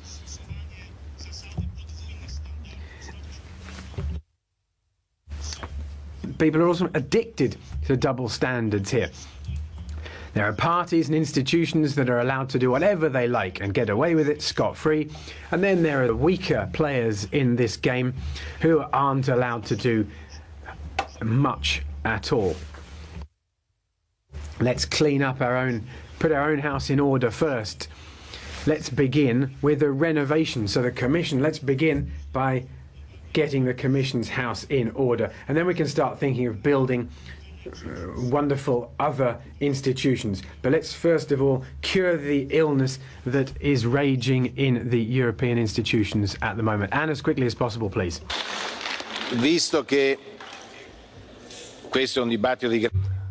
Given the importance of this debate, colleagues, and that we have been flexible in terms of speaking time in the debate, theoretically the Greens have used up all of their available time, but if Ska Keller or Mr Lambrecht want to say something for 1 minute, I'll give them the floor. Oui, je reçois une minute gratuite, c'est le jour des... I wasn't even up to date of how it was looking in my account. That's very kind of you, President. Mr. Timmermans has stayed around. That's no bad thing. Mr. Timmermans, I've listened to what your boss has to say. I know what he wants to do. He's saying about that there'll be a Europe with no second-class citizens, right? But today, some of our citizens have to keep on eating products which you don't want to ban because of better regulation. There are high-rises on fire that have been on fire like in the UK, because we don't want to do anything about anti-retard or fire retardants, and national standards are good enough. So simply, quite simply, I would ask the Commission to make a gesture and heed the words of your boss. Thank you. Ora la parola all'onorevole Gianni Pittella. Now, Gianni Pittella for the S&D Group. Thank you, President. I believe that a Europe which works is in the interest of its citizens. A Europe that doesn't work properly runs counter to those interests and simply increases citizens' disaffection. Let's be honest, there are forces in Europe and in this House which are working so that Europe doesn't work properly, so as to gain from this back home. It's the exact opposite of what we want. We want a visionary project for Europe, a Europe that works and responds to the problems of its citizens. We want a parliament that has legislative powers. Please, what kind of parliament in the world doesn't have the possibility of proposing legislation? There's no parliament in the world like this, apart from the European Parliament. That would help citizens, that would help democracy, if that were to be the case. Secondly, transnational agreements. I am happy to work with the EPP as far as transnational lists are concerned. It's a new form of European democracy. A president of the Commission directly elected by the citizens and the president of the Council, the same two-hat principle. That's a good idea in this case, but without being voted on by the people, we have to be careful. That needs, the people's participation needs to be guaranteed. A kind of European federal system in terms of the economy, a European federal bank, all of this needs to be hedged about with European culture, because European culture is what holds Europe together. It's a dream, it's something we want, but also a political programme. For us, it's the utopia, but a possible utopia. Thank you. Mr. Weber. So, dear colleagues, ladies and gentlemen, the debate today showed that Jean-Claude Juncker can count on the support of the European Parliament for this programme, and we showed political diversity. That's the nature of a parliament. I only want to react on 3 points. One is about the debate on legal migration. Everybody is in favour of the high-skilled workers who can arrive in Europe with blue card. There's no debate about this. But we have to be frank. Do we really think that more legal migration to the European Union will solve the illegal migration problem? Dear friends, how many Africans do we invite to Europe to come? Do we really think that this will solve the problem? I think, on behalf of my group, that first of all we have to have in mind the millions of young Europeans who have at the moment no jobs, and we cannot say to them we open the door for more legal migration when they themselves have no jobs, dear friends. The second point about the transnational list. Dear friends, everybody wants to strengthen the European democracy, and I have to be clear to Jean-Claude Juncker. The EPP is not in favour on this transnational list because we are not convinced. We are not convinced on the main argument, because yes, European Parliament is more than 27 individual votes, that's clear. But sorry, the overwhelming majority of all the members of this European Parliament shows every day that we are not only national MEPs, we are doing today a transnational job. We are thinking in the interest of all of us, and that's why there is not an additional list necessary for this. I'm from Germany. I cannot elect in my constituency in Bavaria Angela Merkel, because we have only regional lists in Germany. So if that works even in Germany, then it also can work in Europe. And finally, on the social union, so Gianni, social union. First of all, very seriously, when we talk about climate change, socialists are in favour to fight against climate change, Greens, EPP. When we talk about trade, then we have a good understanding that we are in favour of trade. And when we talk about the social union, then please allow that other groups are also defending the social principles in this European Union. Social policy is not occupied by the socialists, frankly speaking. It is an issue for all of us, And when you are asking us as EPP to look about the social union, then, dear friends, look first of all to the reality. In the countries where the socialists govern or governed, France, for example, or Italy, we have a big problem on unemployment. In a lot of countries where EPP is governing, in Germany and in Ireland, we have a good economic situation. That's why we are working on social union and you are only speaking on social union. Thanks so much.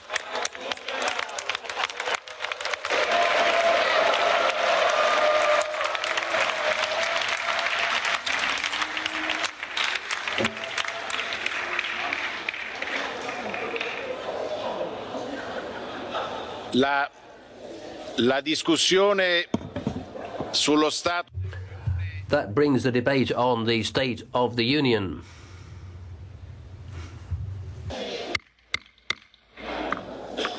That brings the debate on the State of the Union to a close. But the debate on the future of Europe is open. Parliament, I think, will be at the heart of all of these initiatives. If President Juncker is calling for a more democratic Europe, we are the concrete representation of Europe at its most democratic. On Monday, the 11th, various decisions were